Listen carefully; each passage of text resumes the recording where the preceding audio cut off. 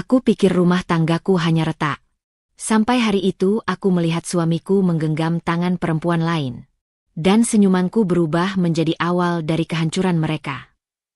Sebelum mulai ceritanya, komen dulu kalian dari kota atau negara mana. Aku pengen tahu. Jangan lupa like, subscribe, dan aktifkan lonceng, supaya channel ini makin berkembang. Aku mulai menyadari sesuatu berubah dari cara Firman menutup pintu ketika pulang malam itu. Tidak terlalu keras, tapi ada jeda aneh sebelum ia masuk rumah. Seolah ia butuh menarik napas dulu untuk menyiapkan wajah yang ingin kuterima. Padahal beberapa bulan terakhir, ia makin sering pulang terlambat dengan alasan pekerjaan yang menumpuk. Aku pernah percaya, tapi belakangan ekspresinya tidak lagi sama. Ia tidak terlihat lelah karena bekerja, melainkan gelisah dan sibuk menyembunyikan sesuatu. Aku sedang duduk di meja makan dengan secangkir teh hangat ketika ia datang. "Pulang?" tanyaku pelan, menjaga agar suaraku terdengar sewajar mungkin. Firman mengangguk sambil melepas sepatu. "Iya. Banyak laporan yang harus dirapikan," jawabnya singkat tanpa kontak mata. Ia langsung menuju kamar mandi. Aku menatap gelas tehku yang mulai mendingin. Beberapa waktu lalu, Firman selalu memelukku sebelum ke kamar mandi, entah sekadar mencium kening atau menanyakan bagaimana hariku berjalan. Sekarang ia seperti orang yang menjalankan rutinitas tanpa ingatan akan kebiasaan kecil yang dulu mengikat kami. Saat keluar dari kamar mandi, ia sibuk mencari sesuatu di ponselnya. Sekilas, kulihat layar yang menampilkan pesan masuk. Ia buru-buru membalikkan ponsel tersebut. Gerakan spontan itu membuat jantungku menegang. "Ada pesan penting?" tanyaku sambil memberinya ruang. "Cuma anak kantor," jawabnya cepat. Terlalu cepat. Bahkan sebelum aku benar-benar selesai bertanya. Aku tidak membantah. "Kamu sudah makan?" Firman mengibaskan tangan. "Belum lapar. Kerjaanku tadi bikin pusing." Aku memperhatikan caranya menggosok pelipis, tapi gerakan itu terasa dibuat-buat. Tidak lagi natural seperti dulu ketika ia benar-benar stres. Ada nada ragu di geraknya. Ada jarak di matanya. Setelah makan malam yang hening, Firman masuk ke kamar tanpa menungguku seperti biasanya. Aku menyusul beberapa menit kemudian, berharap kami bisa berbicara. Saat aku membuka pintu kamar, ia sedang berbaring membelakangi lampu, memegang ponsel dengan posisi yang terasa defensif, seolah tidak ingin aku mendekat. "Kamu kelihatan letih," kataku sambil duduk di sisi ranjang. Ia menutup ponsel, tapi layar sempat menyala menunjukkan notifikasi pesan terlewat. Nama pengirim tidak sempat kubaca, tetapi kurasa bukan seseorang yang kukenal. "Hari yang panjang," jawabnya singkat. Aku menunggu ia menjelaskan lebih jauh, namun ia diam. Biasanya Firman cerita panjang mengenai masalah kantor, tapi malam ini ia menutup diri. Setelah beberapa detik yang terasa lama, ia mematikan lampu dan berbaring lagi. Aku ikut berbaring, tapi mataku tetap menatap langit-langit gelap. Ada sesuatu yang mengusik, menggelitik, dan semakin lama semakin mengeras menjadi firasat buruk. Pagi berikutnya, suasana rumah tetap hambar. Firman sarapan cepat sambil terus memegang ponsel. Setiap kali layar menyala, ia menunduk berlebihan, tidak seperti biasanya. Bahkan ketika aku menawarkan menyiapkan bekal seperti dulu, ia menolak dengan alasan rapat mendadak. "Kalau butuh sesuatu, bilang saja," ucapku sambil memperhatikannya memasukkan ponsel ke saku. Firman mengangguk. "Iya. Jangan khawatir soal aku." Justru kalimat itu membuatku semakin curiga. Sejak kapan ia merasa perlu menenangkan sesuatu yang tidak kuminta?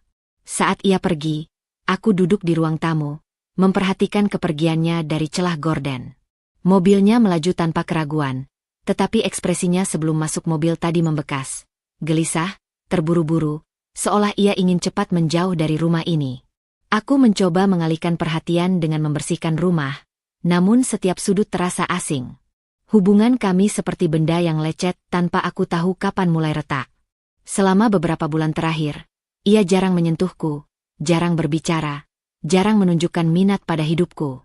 Semua tanda itu sebenarnya sudah lama muncul. Hanya saja baru sekarang aku mau melihatnya jernih. Saat aku merapikan meja kerja kecil di ruang keluarga, tanganku menyentuh setumpuk dokumen yang diletakkan begitu saja oleh Firman semalam. Ia biasa menaruh kertas sembarangan ketika terburu-buru. Aku menggeser beberapa map, lalu menemukan satu amplop putih tipis di bawahnya. Amplop itu terbuka sedikit. Tanpa niat awal mencari sesuatu, aku menariknya keluar. Di dalamnya ada selembar tagihan. Rumah Sakit Mitra Sehat, registrasi pemeriksaan. Mataku menyusuri tulisan di bawahnya. Nama pasien, Firman Prasetyo. Tanggal, 2 minggu lalu. Aku terpaku. Firman tidak pernah bilang ia sakit, jatuh, kecelakaan, atau kontrol apapun. Tidak ada tanda ia sedang menjalani perawatan medis apapun.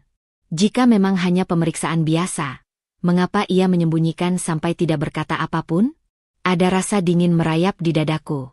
Tagihan rumah sakit itu seperti pintu kecil menuju sesuatu yang jauh lebih besar.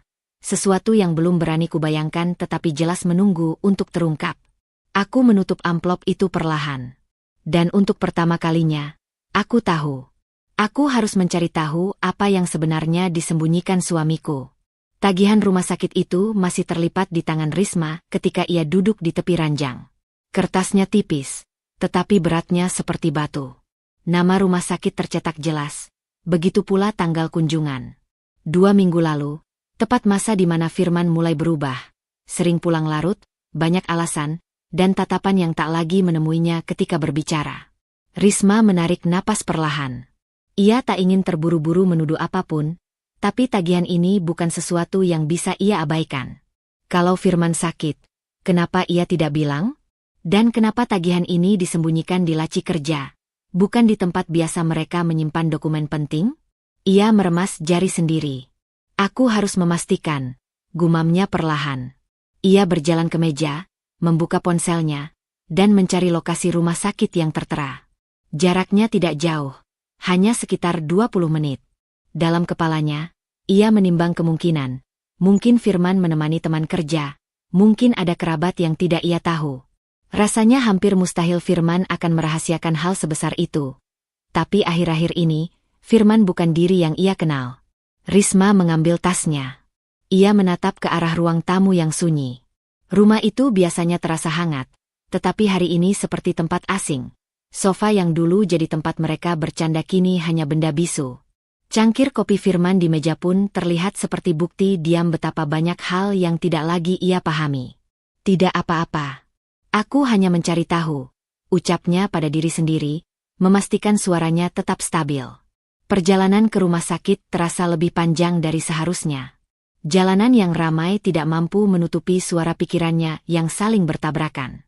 Setiap lampu merah terasa seperti jeda untuk menenangkan napasnya yang naik turun. Ia tidak ingin membayangkan hal buruk, tetapi rasa asing di dada membuatnya sulit berpikir jernih. Sesampainya di area parkir rumah sakit, Risma memarkir mobilnya agak jauh dari pintu utama. Ia tidak ingin terlihat mencolok, meskipun belum ada alasan konkret untuk bersembunyi. Namun, instingnya menyuruhnya berhati-hati. Rumah sakit itu tampak bersih dan ramai, dengan suara langkah kaki yang saling bersahutan dan aroma antiseptik yang selalu membuat siapapun merasa tegang. Risma berdiri sejenak di pintu masuk, memandangi meja informasi. Ia membawa tagihan di dalam tas, namun tidak berniat langsung bertanya. Ia hanya ingin tahu, bukan membuat kegaduhan. Ia berjalan perlahan, memperhatikan lorong-lorong, berharap menemukan sesuatu yang menjelaskan semuanya tanpa harus berbicara. Setiap perawat yang lewat membuatnya semakin gugup. Ketika ia berbelok ke arah ruang tunggu rawat jalan, langkahnya otomatis berhenti. Di sudut ruangan, duduk seorang wanita muda dengan perut membesar, jelas seorang ibu hamil. Wanita itu tampak lelah, memegang kartu pasien sambil sesekali menunduk. Risma hanya melirik sekilas, sampai seorang pria berjalan mendekat dan duduk di samping wanita itu. Firman. Darah Risma seperti berhenti mengalir. Seluruh tubuhnya kaku, tetapi ia menahan diri untuk tidak bergerak. Firman berbicara pelan, nadanya lembut, nada yang sudah lama tidak Risma dengar. Wanita hamil itu tersenyum kecil, meski jelas tampak gelisah. Risma melihat mereka dari balik rak brosur kesehatan, cukup dekat untuk memahami ekspresi tanpa harus mendengar semua dialog. Dokternya bilang minggu depan kontrol lagi, ya. Firman mengusap punggung tangan wanita itu. Wanita itu, Risma mengenali wajahnya setelah beberapa detik. Cindy. Rekan kantor Firman yang dulu sering disebut tidak penting. Perempuan yang fotonya sempat muncul di notifikasi ponsel Firman, lalu dihapus cepat-cepat. Cindy menunduk. Terima kasih sudah datang. Aku takut kalau sendiri. Aku nggak mungkin biarin kamu sendiri, jawab Firman pelan. Risma menahan napasnya agar tidak menggigil. Ia tidak menangis. Tidak ada ledakan marah. Yang ada hanya kesunyian yang menusuk, rasa perih yang merayap dari dada ke tenggorokan. Tetapi ia tetap berdiri tegak, sembunyi di balik rak itu. Ia menyaksikan Firman membantu Cindy berdiri ketika nama Cindy dipanggil. Mereka berjalan menuju ruang pemeriksaan, saling mendukung seolah sudah lama bersama. Risma menutup mata sejenak. Ada sesuatu yang runtuh di dalam dirinya, tapi ia tidak ingin terlihat rapuh. Tidak di sini. Tidak saat ia baru saja membuka pintu menuju kebenaran. Setelah mereka menghilang ke dalam ruangan, Risma berbalik dan berjalan perlahan keluar lorong. Setiap langkah terasa berat, namun ia tidak berhenti. Ia keluar dari gedung rumah sakit dengan wajah yang tidak menunjukkan apapun selain ketenangan yang dipaksakan. Di parkiran, ia duduk di dalam mobilnya selama beberapa menit. Suara napasnya terdengar pelan tapi stabil. Ia memejamkan mata, membiarkan kenyataan itu meresap, tanpa meledak, tanpa panik. Kamu sudah memilih jalanmu, Firman, bisiknya lirih. Sekarang, aku akan memilih jalanku sendiri. Tidak ada air mata. Hanya sebuah keputusan yang mulai terbentuk. Bukan balas dendam yang tergesa. Ini lebih besar dari itu. Lebih tenang, lebih tajam. Risma menyalakan mesin mobil dengan tangan yang stabil. Ia tidak akan memberitahu Firman bahwa ia sudah melihat semuanya. Belum saatnya. Hari ini, ia pulang membawa luka, sekaligus rencana yang baru lahir. Risma memarkir mobilnya dengan perlahan, memastikan suara mesin tidak terlalu keras ketika dimatikan. Rumah itu tampak sama seperti biasanya. Tenang, rapi, seolah tidak ada apapun yang berubah. Namun bagi Risma, segalanya sudah tidak sama. Gambar Firman dan Cindy di rumah sakit tadi masih menempel jelas di kepalanya. Tapi ia menyingkirkannya ke sudut hati yang paling jauh. Ia hanya mengizinkan satu kilas balik singkat, cukup sebagai pengingat mengapa ia harus tetap tenang. Ia membuka pintu dengan langkah ringan, seperti hari-hari biasa. Aroma masakan yang belum disentuh memenuhi ruang tamu. Firman rupanya belum pulang. Ini justru membuat Risma bisa bernafas sedikit lebih bebas. Risma menggantung tasnya, merapikan rambutnya sebentar di depan cermin, lalu memaksa bibirnya tersenyum kecil. Senyum yang tampak lembut, tapi menyimpan ruang gelap yang baru terbuka. Setelah memastikan ekspresinya biasa saja, ia menuju kamar. Ia tahu Firman menyimpan sebagian besar barang pribadinya di laci kerja dan meja samping tempat tidur. Selama ini Risma tidak pernah menyentuhnya, bukan karena tidak boleh, tapi karena kepercayaan membuatnya tidak merasa perlu. Kini, kepercayaan itu berubah fungsi, menjadi celah yang akan ia manfaatkan. Risma duduk di tepi ranjang dan menarik napas pendek. Kita lakukan pelan-pelan, gumamnya. Ia membuka laci pertama. Isi laci rapi.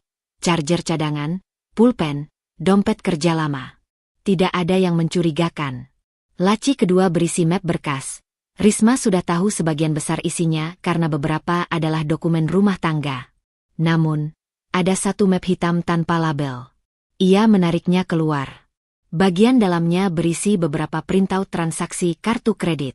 Tidak terlalu banyak, tapi cukup mencolok karena sebagian transaksi dilakukan di tanggal dan lokasi yang tidak pernah Firman sebut. Restoran mahal, apotek yang sama dengan yang tertulis di tagihan rumah sakit, dan satu toko perlengkapan bayi. Dada Risma terasa hangat, bukan karena sedih, melainkan karena petunjuk yang semakin jelas. Namun ia tetap menjaga wajahnya netral. Ia memotret beberapa dokumen itu dengan ponselnya, memastikan kertasnya kembali seperti semula. Setelah selesai, ia menutup laci perlahan dan memandang sekeliling kamar. Ada satu tempat lain yang Firman anggap aman, laptop kerjanya.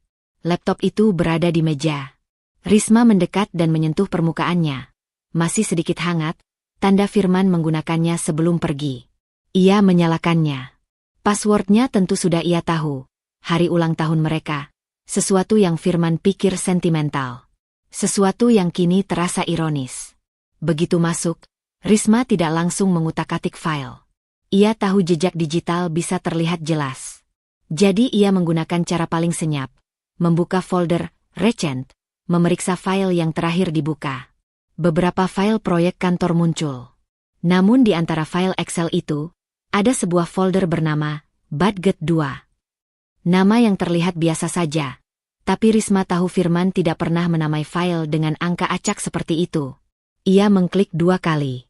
Di dalam folder itu, ada spreadsheet berisi daftar pengeluaran. Beberapa baris disamarkan dengan kode singkat seperti R02, C11. Tetapi ketika Risma membuka rincian angkanya, semuanya tampak sangat spesifik. Biaya pemeriksaan kandungan, pembelian vitamin hamil, dan uang transfer rutin ke sebuah rekening atas nama Cindy Wirasari. Jari Risma berhenti di atas trackpad, tapi wajahnya tetap tenang. Ia memotret layar, lalu mengirim foto itu ke email khusus yang ia buat beberapa menit lalu melalui ponselnya.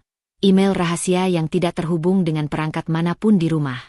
Setelah itu, ia menutup folder, menekan tombol pembersih jejak browser, dan memastikan tidak ada file yang tersentuh terlalu lama. Semuanya kembali seperti semula. Risma kemudian berjalan ke meja samping ranjang Firman.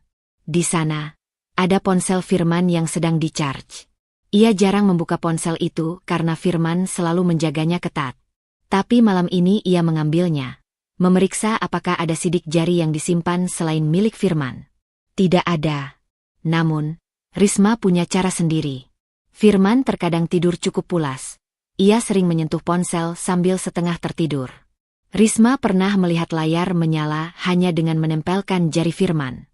Dan tadi pagi, Firman tertidur cukup dalam sebelum berangkat. Risma mengambil ponsel itu, lalu meletakkan ibu jarinya di pojok kanan bawah layar, tempat Firman biasanya menyimpan sidik jari. Layar terbuka. Ia menahan napas agar tidak tersenyum terlalu lebar. Tidak butuh waktu lama untuk menemukan apa yang ia cari. Chat dengan Cindy berada di atas, tapi nama kontaknya disamarkan menjadi Proyek A. Mereka berbicara tentang kontrol kandungan, tentang biaya yang sudah Firman bayar, dan tentang bagaimana ia akan menyelesaikan semuanya di rumah secepat mungkin. Risma membaca semuanya tanpa suara, tanpa air mata. Yang ia rasakan hanya keheningan yang semakin menguatkan tekadnya. Ia men-screenshot semua pesan itu dan mengirimkannya ke email rahasianya. Sama seperti dokumen lainnya. Ketika suara mobil terdengar memasuki halaman, Risma menutup ponsel dengan cepat, mengembalikannya ke posisi semula. Ia menata napasnya, memastikan wajahnya lembut dan matanya tidak mengeras. Ia berjalan ke dapur, menuangkan air, dan berdiri sambil menunggu Firman masuk. Pintu terbuka. Firman muncul dengan raut lelah, tapi ia tersenyum tipis ketika melihat Risma. "Kamu belum tidur?" tanya Firman. Risma berbalik perlahan, tersenyum kecil. Senyum yang hangat, dan sepenuhnya palsu. "Belum. Aku nunggu kamu," jawabnya lembut. Firman tidak melihat perubahan apapun. Itu karena tidak ada yang Risma ingin tunjukkan. Malam itu, setelah Firman tertidur, Risma kembali memastikan semua data aman di email rahasianya. Ia menutup laptop, mematikan lampu, dan berbaring di samping suaminya. Namun tatapannya tidak tertuju pada langit-langit kamar seperti biasanya. Ia menatap masa depan yang baru, masa depan yang akan ditentukan oleh bukti finansial yang kini sudah ia simpan sebagai langkah awal. Risma terbangun lebih awal dari biasanya. Matahari belum benar-benar naik, dan kamar masih berada dalam cahaya redup yang hampir biru. Firman masih tidur di sampingnya, napasnya teratur, damai dengan kebohongan yang ia peluk setiap hari. Risma memandang wajah itu hanya beberapa detik sebelum ia bangkit perlahan dan mengambil ponselnya. Bukti-bukti yang ia kumpulkan semalam tersimpan rapi di email rahasianya. Itu baru permukaan.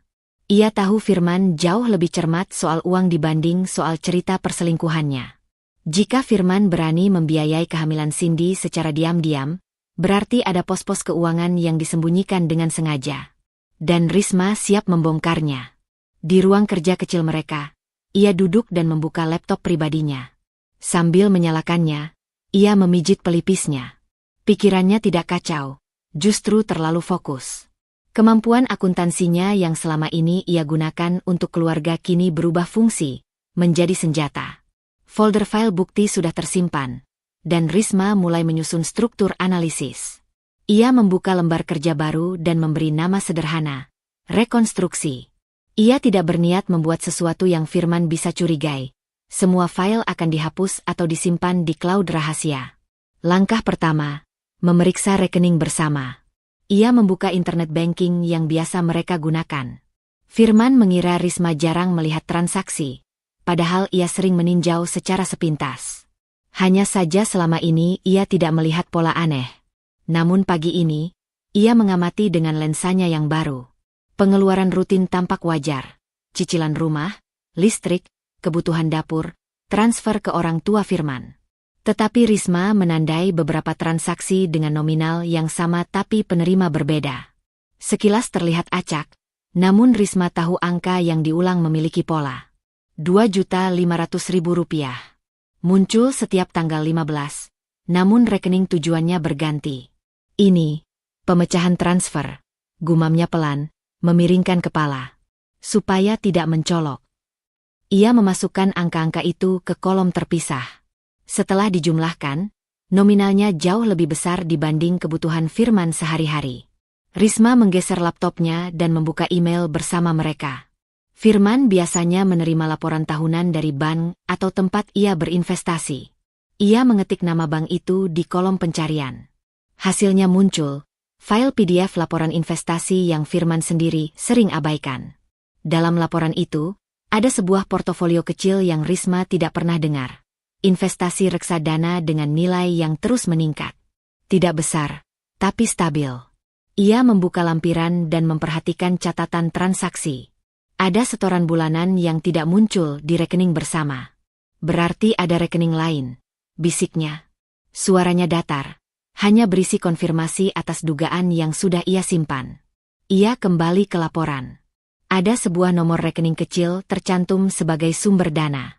Rekening itu bukan miliknya, tentu saja. Dan karena bukan rekening rumah tangga mereka, Firman pasti sengaja menyimpannya untuk kepentingan lain, mungkin bahkan untuk Cindy. Risma menutup file itu dan memandangi tembok beberapa detik. Ia tidak merasa marah. Marah hanya akan membuat pikirannya bergetar. Yang ia butuhkan sekarang adalah ketenangan dingin yang sama seperti malam sebelumnya. Ketika Firman bangun dan masuk ke dapur, Risma menutup laptopnya. Ia menyambutnya dengan senyum kecil, menyajikan kopi, dan duduk di seberang meja. "Kamu bangun pagi sekali," ujar Firman sambil meniup kopinya. "Ada sedikit laporan keuangan yang harus aku selesaikan," jawab Risma. Suaranya lembut. "Kerjaan kantor. Kerjaan rumah." Risma tersenyum sedikit lebih lebar. Firman tidak bertanya lebih jauh. Baginya, obrolan seperti itu tidak penting. Itu justru memudahkan Risma. Saat Firman mandi, Risma kembali bekerja. Kali ini ia menelusuri laptop Firman dengan pola berbeda. Ia membuka folder yang terlihat terlalu rapi, folder yang namanya sangat umum seperti dokumen. Biasanya pria yang menyembunyikan sesuatu tidak menyembunyikan di tempat mencurigakan, tapi di tempat yang paling sederhana. Ia menemukan sebuah file Excel berjudul Anggaran. Sekilas, file itu terlihat seperti dokumen kantor. Namun Risma tahu pola penamaan Firman. Dan ketika ia buka, tebakan itu benar. File itu berisi catatan pengeluaran pribadi Firman, pemisahan uang saku, dan, yang paling mencolok, daftar aset kecil yang ia kumpulkan selama beberapa tahun terakhir. Deposito atas nama pribadinya, obligasi, dan satu tabungan investasi yang baru dibuka beberapa bulan lalu. Jumlahnya tidak luar biasa besar, tapi cukup untuk membiayai kebutuhan Cindy tanpa Risma tahu. Risma membuka laman bank menggunakan data dari file Excel itu. Ia tidak masuk, karena tidak punya akses. Namun ia membaca bagian persyaratan rekening itu. Di situ ia menemukan celah pertama. Rekening yang Firman gunakan untuk menyalurkan dana ke Cindy ternyata dibuat dalam masa pernikahan mereka, menggunakan data keluarga yang masih terdaftar sebagai pasangan sah. Artinya, secara hukum, jika pembukaan rekening dilakukan setelah pernikahan, maka rekening dan isinya, kecuali ada perjanjian pisah harta, masuk dalam kategori harta bersama. Dan mereka tidak pernah membuat perjanjian pisah harta. Risma memejamkan mata singkat, merasakan dingin yang menenangkan di punggungnya. Itu berarti semua uang yang Firman sembunyikan, baik yang kecil maupun yang besar, punya peluang untuk ia amankan secara legal. Bukan mencuri, melainkan mengambil kembali haknya sebagai istri sah. Ia membuka kembali file rekonstruksi. Jari-jarinya menari cepat, menyusun kronologi. Waktu pembukaan rekening tersembunyi, transfer rutin dengan nominal sama, potongan biaya kandungan, investasi yang didanai dari rekening yang sama. Setiap baris terasa seperti serpihan kaca. Namun Risma tidak merasa tertusuk. Ia merasa semakin kuat. Ketika Firman keluar dari kamar mandi dan bersiap berangkat bekerja, Risma sudah menutup semua file dan kembali ke mode istri yang lembut. "Pulang cepat ya," ucap Risma sambil merapikan kerah kemejanya. Firman tersenyum kecil. "Iya, aku usahain." Begitu pintu depan tertutup, Risma duduk kembali di kursi kerjanya. Napasnya stabil, matanya fokus. Ia membuka file rekonstruksi, menambahkan satu baris terakhir. Ada celah legal. Rekening tersembunyi dibuka dalam masa pernikahan. Dapat diambil alih melalui dokumentasi bukti dan proses hukum. Risma menatap baris itu lama. Lalu ia tersenyum tipis. Senyum yang tidak pernah Firman lihat. Senyum dari seseorang yang baru menemukan jalan menuju balasan. Risma menutup laptopnya setelah menambahkan catatan terakhir tentang celah legal yang ia temukan. Pikirannya masih bergerak cepat, namun wajahnya tetap tenang. Pagi itu terasa berbeda. Udara di rumah seperti menyimpan sesuatu yang tak terlihat, sesuatu yang menunggu untuk dipecahkan. Dan Risma tahu, retakan itu akan segera tampak pada Firman. Ia berdiri dan mulai merapikan ruang tamu. Kebiasaan kecil ini membuat pikirannya teratur. Namun ketika mengambil jaket Firman yang ia gantung di kursi semalam, sebuah amplop jatuh dari kantong dalamnya. Amplop putih dengan logo kantor Firman, perusahaan tempat Firman bekerja sebagai manajer tim finansial yang sedang gencar mencari kandidat untuk promosi posisi direktur divisi. Risma menatap amplop itu beberapa detik sebelum memungutnya. Ia tidak pernah membuka barang pribadi Firman tanpa alasan. Tapi kali ini alasannya lebih dari cukup. Ia membuka lipatan kertas dan membaca isinya. Surat rekomendasi sementara untuk kenaikan jabatan. Tertulis bahwa Firman masuk kandidat utama, namun ada catatan tambahan. Evaluasi final mempertimbangkan stabilitas personal kandidat serta rekam jejak keuangan. Risma merasakan perutnya sedikit mengencang, bukan karena takut, tetapi karena semuanya mulai menyatu. Jika kehidupan pribadi Firman terguncang oleh skandal, maka promosi itu akan hancur. Ia duduk di sofa dan menarik napas pelan. Ini bukan rencana yang ia buat sejak awal, namun jalan cerita kehidupan seperti memberi petunjuk. Firman sedang berada dalam titik paling rapuh dalam karirnya. Semua yang ia sembunyikan, semua bukti keuangan yang mengalir ke Cindy, dan kebohongan rumah sakit. Setiap detail itu kini bukan hanya pengkhianatan rumah tangga, tetapi ancaman yang bisa merusak reputasi profesional Firman. Risma menutup surat itu rapat-rapat. Ia menyelipkannya kembali ke jaket, mengembalikannya ke tempat semula. Tidak ada jejak bahwa ia pernah menyentuhnya. Saat sedang memikirkan langkah berikutnya, Firman turun dari lantai atas. Wajahnya tampak letih, mata sedikit sembab seperti kurang tidur. Ia mengusap lehernya sambil berjalan menuju meja makan. "Kamu bangun pagi lagi?" Firman membuka kulkas dan mengambil air dingin. "Iya," jawab Risma sambil tersenyum kecil. "Ada pekerjaan rumah yang harus aku urus." Firman hanya mengangguk, tapi ada sesuatu yang tidak biasa dari sorot matanya. Seolah ia menyimpan kecemasan yang tidak bisa ia sebutkan. Risma memperhatikannya dengan tenang, mencatat setiap kebiasaan baru, cara Firman menghindari kontak mata, bagaimana ia menggenggam gelas terlalu kencang, bahkan napas pendek yang berubah menjadi helaan panjang. "Kamu kelihatan capek," ujar Risma lembut. "Banyak tekanan kerja." Firman terdiam sejenak, lalu mengangguk pelan. "Ada sedikit masalah di kantor. Evaluasi mendadak. Aku harus beresin laporan yang kurang lengkap." Ia menarik kursi dan duduk. "Dan, ya, kamu tahu sendiri, ini momen penting buat aku." "Tentu." Jawab Risma sambil menahan ironi yang menari di pikirannya. Aku tahu kamu sudah kerja keras untuk promosi itu. Firman mengusap wajahnya, seolah ingin menyeka kecemasan yang tidak bisa hilang. Aku cuma nggak mau ada kesalahan sedikit pun. Kesalahan. Kata itu seperti gema di kepala Risma. Betapa mudahnya Firman menggunakan kata itu seakan ia tidak sedang menciptakan kesalahan terbesar dalam hidupnya. Kalau kamu butuh bantuan laporan, aku bisa bantu, ujar Risma lembut, walau niat sebenarnya berbeda sama sekali. Firman tersenyum lelah. Iya, mungkin nanti. Risma memperhatikan tangan Firman yang gelisah mengetuk-ngetuk meja. Tanda bahwa ia sedang mencemaskan sesuatu lebih dari pekerjaan. Mungkin ia takut kebohongan yang ia bangun mulai bocor. Atau mungkin Cindy menekan dari sisi lain. Risma tidak tahu, dan ia tidak perlu tahu. Yang ia butuhkan hanyalah memanfaatkan kegelisahan itu. Setelah Firman berangkat, Risma duduk di ruangan kerja lagi. Ia membuka email rahasia dan melihat semua bukti yang telah ia kumpulkan. Riwayat pengeluaran, transfer berkala, laporan investasi, dan pesan-pesan intim Firman ke Cindy. Setiap file adalah bahan bakar yang bisa meledakkan hidup Firman kapan saja. Risma menambahkan folder baru, dampak reputasi.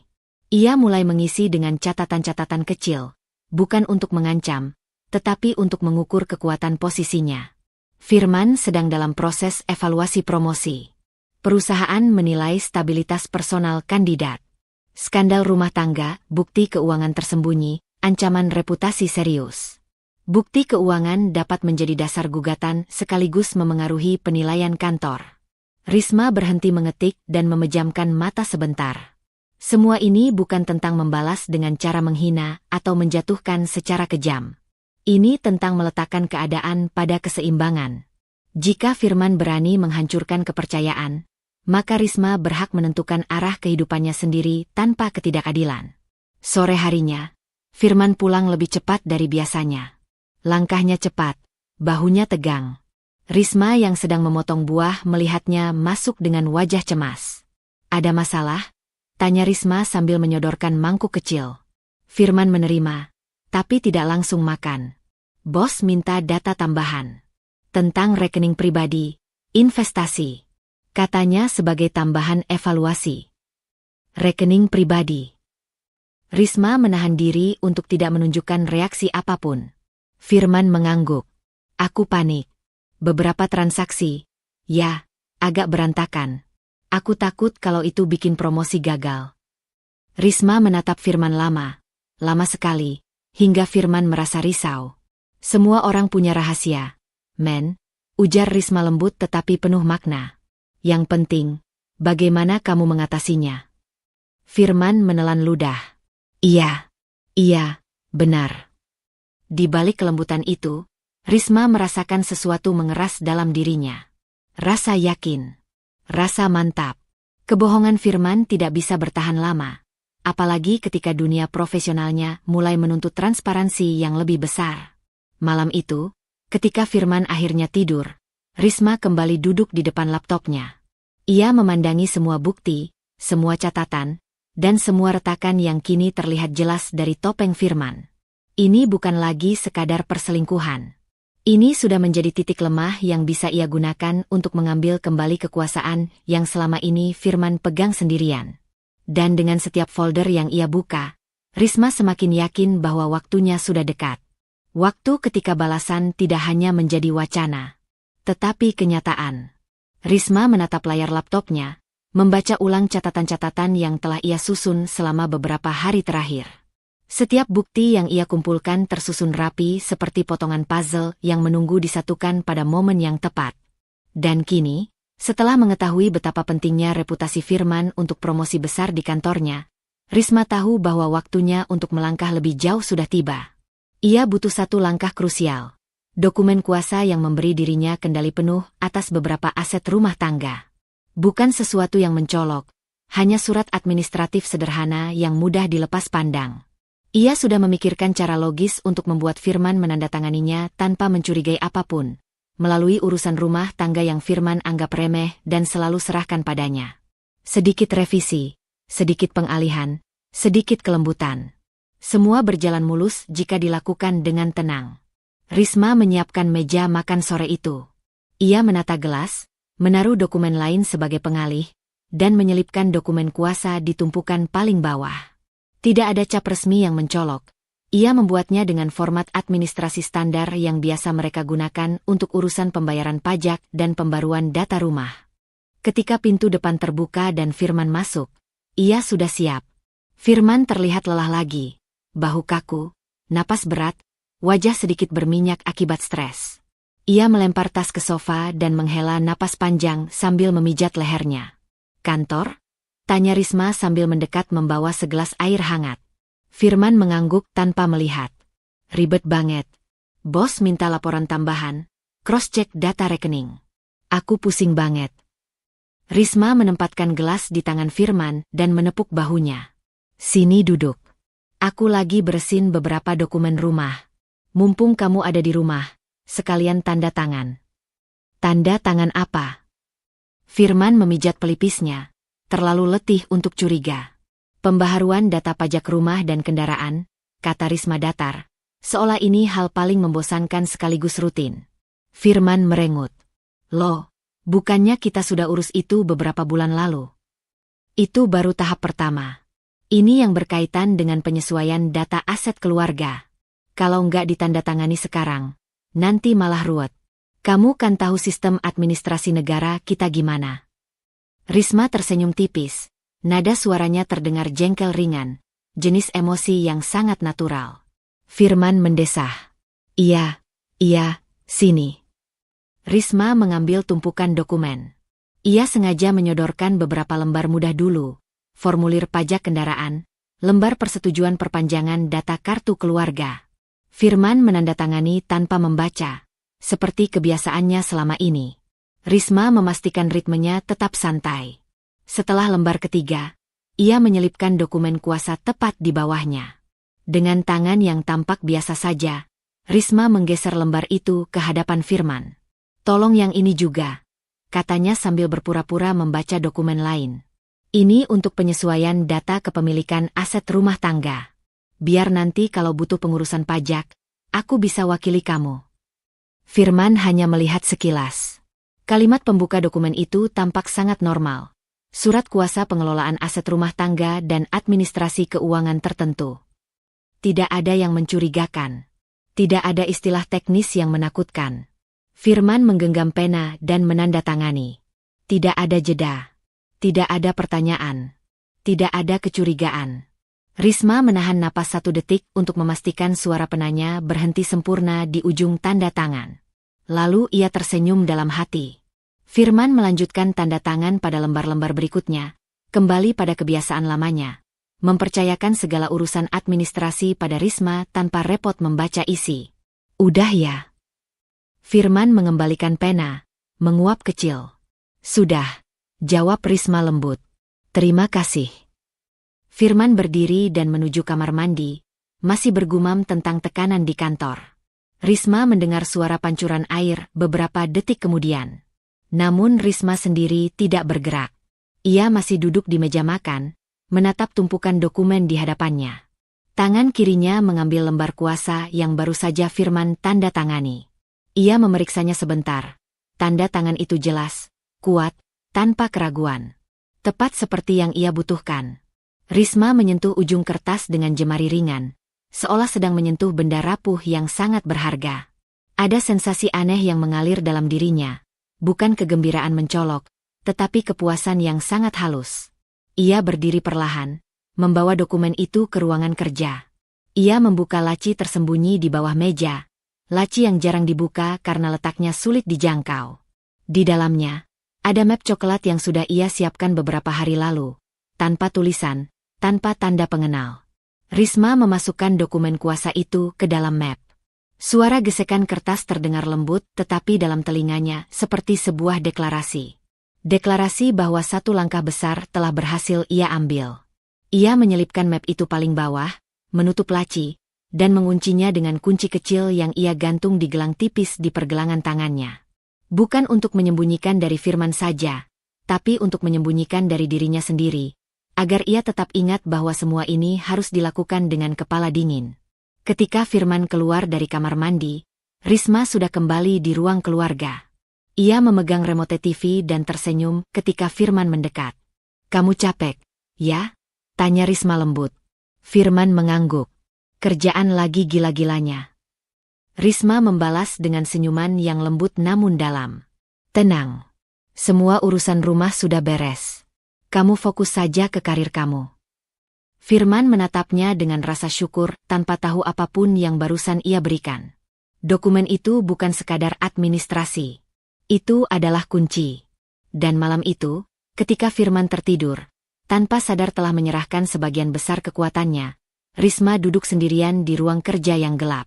Ia meraba laci terkunci itu, merasakan dingin logamnya. Puas. Tenang. Ia tahu dunia Firman baru saja bergeser, dan ia yang memutarnya. Risma berdiri di depan kafe kecil di sudut kota, tempat yang ia pilih dengan sangat hati-hati. Tidak terlalu ramai, tapi cukup terbuka sehingga tidak ada yang bisa menuduhnya sengaja menciptakan drama. Ia mengenakan blus krem sederhana dan cardigan tipis, tampilan yang lembut, netral, tidak mengancam. Namun tatapannya tajam, penuh kalkulasi. Ia datang lebih awal. Ia ingin Cindy melihatnya sudah menunggu. Ketika Cindy masuk, Risma langsung tahu. Perempuan itu selalu tampil mencolok. Sepatu hak tinggi mengilap, parfum mahal menguar lembut, dan tangan kanan yang secara mencolok memegang tas bermerek seolah itu identitasnya. Cindy mengibaskan rambut panjangnya sebelum melihat ke arah Risma. Wajah Cindy berubah, tapi bukan terkejut. Lebih seperti sinis puas. "Wah, kamu beneran datang," ucap Cindy sambil mendekat. "Aku kira kamu cuma gertak." Risma tersenyum kecil. "Aku bilang ingin bicara baik-baik. Dan aku selalu menepati kata-kata." Cindy duduk tanpa menunggu dipersilakan. Gesturnya menunjukkan jelas siapa yang menganggap dirinya lebih unggul dalam situasi ini. Ia menyilangkan kaki, punggung tegak, dan memesan minuman tanpa melihat Risma. Seakan Risma tidak penting. "Jadi," Cindy memainkan sedotan es latte-nya. "Ini tentang kehamilanku, kan?" Risma tidak langsung menjawab. Ia merapikan lengan cardigannya, gerakan kecil yang memberi waktu untuk mengamati. Cindy memang angkuh, tetapi bukan tanpa alasan. Ia terbiasa menang dengan memojokkan orang lain. Boleh dibilang begitu. Risma menatap mata Cindy perlahan. "Aku ingin mengerti situasinya. Supaya tidak ada salah paham." Cindy tertawa kecil, dingin. "Salah paham? Risma, aku hamil anak suamimu. Kayaknya nggak ada yang perlu dipahami." Nada kalimat itu menusuk, tapi Risma tetap tenang. Ia sudah mengantisipasi arogansi itu. Ia memiringkan kepala sedikit. "Tentu saja aku tahu." "Nah, kalau begitu." Cindy mengangkat alis. "Apa kamu mau minta maaf karena nggak bisa bikin dia bahagia sampai harus cari aku?" Risma tersenyum tipis, nyaris tak terlihat. "Aku cuma ingin tahu, sejak kapan semua ini berjalan?" Cindy tampak puas. Aneh, pikir Risma. Perempuan itu seolah menikmati posisi mendominasi, tetapi masih mencari pembenaran moral. Ini bukan sekadar angkuh. Cindy butuh merasa dirinya berada di pihak pemenang. "Dari sebelum kamu sadar Firman berubah," kata Cindy sambil mencondongkan badan. "Dia datang padaku dulu sebagai teman. Kamu tahu, pria itu sebenarnya rapuh kalau sedang tertekan." Risma menatapnya lama. "Tertekan oleh apa?" Cindy terdiam sepersekian detik, celah kecil, tapi Risma langsung menangkapnya. Lalu Cindy mengangkat bahu seolah tidak penting. "Kerjaan, rumah, hidupnya yang, kacau." "Begitu, ya?" Risma menyesap tehnya pelan. "Dan kamu merasa dia datang padamu karena dia butuh tempat lain?" "Bukan cuma butuh tempat, Risma." Cindy tersenyum lebar. "Dia butuh seseorang yang mengerti dirinya. Kamu terlalu sibuk." "Ah." Risma meletakkan cangkirnya dengan lembut. "Jadi dia bilang begitu?" Cindy memutar bola mata, reaksi spontan dari kesombongan. "Dia cerita banyak. Tentang rumah kalian. Tentang kamu yang katanya sering mengatur." Risma mengangguk perlahan. Lalu kamu muncul sebagai penolong. Cindy bersandar di kursi, jelas bangga. Aku nggak maksa apapun. Firman yang datang sendiri. Kalau aku di posisimu, mungkin aku akan introspeksi. Suami nggak akan pergi kalau rumahnya baik-baik saja. Kata-kata itu diucapkan dengan keangkuhan telanjang, tapi tatapan Cindy menyimpan sesuatu. Sebuah dorongan untuk memastikan bahwa dirinya benar, bahwa dirinya lebih baik dari Risma. Perempuan itu ingin dilihat sebagai pemenang. Namun Risma tidak terpancing. Ia justru menatap Cindy dengan ketenangan yang membuat perempuan itu gelisah. Ada jeda panjang sebelum Risma bertanya. Cindy, kamu yakin Firman mencarimu karena kamu? Bukan karena sesuatu yang lain. Cindy menegang sejenak, tapi langsung menutupi kegugupannya dengan tawa. Risma, kamu ini lucu. Dia tidur dengan aku. Dia menghamili aku. Kamu pikir itu karena apa? Kebutuhan spiritual. Risma tidak menjawab. Ia hanya memerhatikan perubahan kecil pada wajah Cindy, gerak bibir, cara matanya menghindar seperdetik. Sikap itu memberitahu banyak. Cindy tidak sekuat yang ia tunjukkan. Ia hanya ingin meyakinkan dirinya sendiri. Aku ingin tahu satu hal, kata Risma akhirnya. Siapa yang pertama kali menghubungi siapa? Cindy menjawab terlalu cepat. Firman yang mulai duluan. Tanggal berapa? Cindy terpaku. Risma tersenyum halus. Senyum yang tidak bisa dibedakan apakah itu ramah atau tajam. Kamu tahu, aku bisa cek semua riwayat telepon dan pesan di ponsel Firman. Aku hanya ingin mendengar versimu. Cindy menggigit bibir. Tidak panjang, tapi cukup untuk menunjukkan bahwa ia tidak punya jawaban yang rapi. Kamu pikir aku yang ngejar dia? Suara Cindy meninggi. Aku tidak bilang begitu. Risma mencondongkan badan, suaranya lembut namun menusuk. Aku hanya ingin memahami dinamika hubungan kalian. Cindy mengalihkan pandangan keluar jendela. Kami cuma cocok. Dia lagi frustrasi. Aku mengisi kekosongan yang kamu tinggalkan. Cocok. Ulang Risma. Cocok bagaimana? Cindy membuka mulut, tapi kemudian menutup lagi. Ia menarik napas, lalu berkata, dia bilang kamu nggak dukung karirnya. Kamu terlalu ikut campur. Dia bilang kamu bikin suasana rumah berat. Itu yang dia cerita. Risma diam. Seolah sedang menyerap informasi. Mungkin bagi Cindy ini tanda bahwa ia berhasil menggoreskan luka. Tetapi sesungguhnya Risma sedang menyusun puzzle baru di kepalanya. Cerita Firman tidak konsisten. Sangat tidak konsisten. Dan Cindy baru saja mengungkapkan bagian penting yang Firman tidak pernah sebutkan sebelumnya. Terima kasih, kata Risma akhirnya. Suaranya tenang sekali. Itu informasi yang sangat membantu. Cindy mengerutkan dahi. Membantu apa? Pemahaman, jawab Risma sambil mengambil tas. Aku senang kamu jujur. Cindy tampak tidak nyaman. Entah kenapa ia merasa seperti baru saja memberi lebih banyak dari yang ia maksudkan. Risma berdiri perlahan, elegan, dan menatap Cindy terakhir kali. Kamu bilang Firman datang karena frustrasi. Tapi dari ceritamu, justru kamu yang lebih aktif sejak awal. Cindy tersentak kecil. Risma lalu menambahkan dengan senyum lembut. Senyum yang membuat Cindy merinding. Terima kasih sudah melengkapi bagian yang hilang dari cerita Firman. Dan Risma pergi, meninggalkan Cindy yang duduk kaku. Risma melangkah keluar kafe dengan permainan informasi baru di tangannya. Ia baru saja mendapatkan sesuatu yang sangat berharga. Cindy tidak sepenuhnya yakin dengan perannya. Dan Firman tidak pernah jujur pada keduanya. Itu informasi yang bisa menjadi senjata. Dan Risma tahu persis bagaimana menggunakannya nanti. Risma pulang dari pertemuannya dengan Cindy dengan langkah yang ringan namun terukur. Ada kepuasan sunyi yang mengalir dalam dirinya. Ia tidak perlu berteriak, tidak perlu mengumbar emosi. Cukup mendengar Cindy berbicara, dan kebohongan Firman sudah mulai terlihat jelas.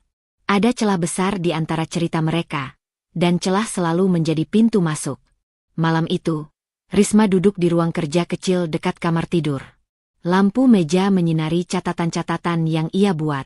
Bukan catatan emosional, melainkan struktur, data, dan kemungkinan tindakan.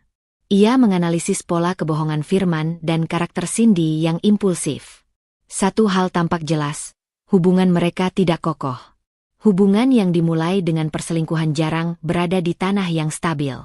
Yang perlu Risma lakukan hanya menyentuh bagian yang paling rapuh. Ia membuka laptop, kembali ke folder salinan data yang ia ambil dari komputer Firman. Setiap file ia telusuri seperti lembar puzzle, laporan keuangan, percakapan pesan, email pekerjaan, hingga folder foto tersembunyi. Ia tidak terburu-buru. Ia membaca dengan mata tajam yang biasa ia gunakan saat mengaudit laporan perusahaan.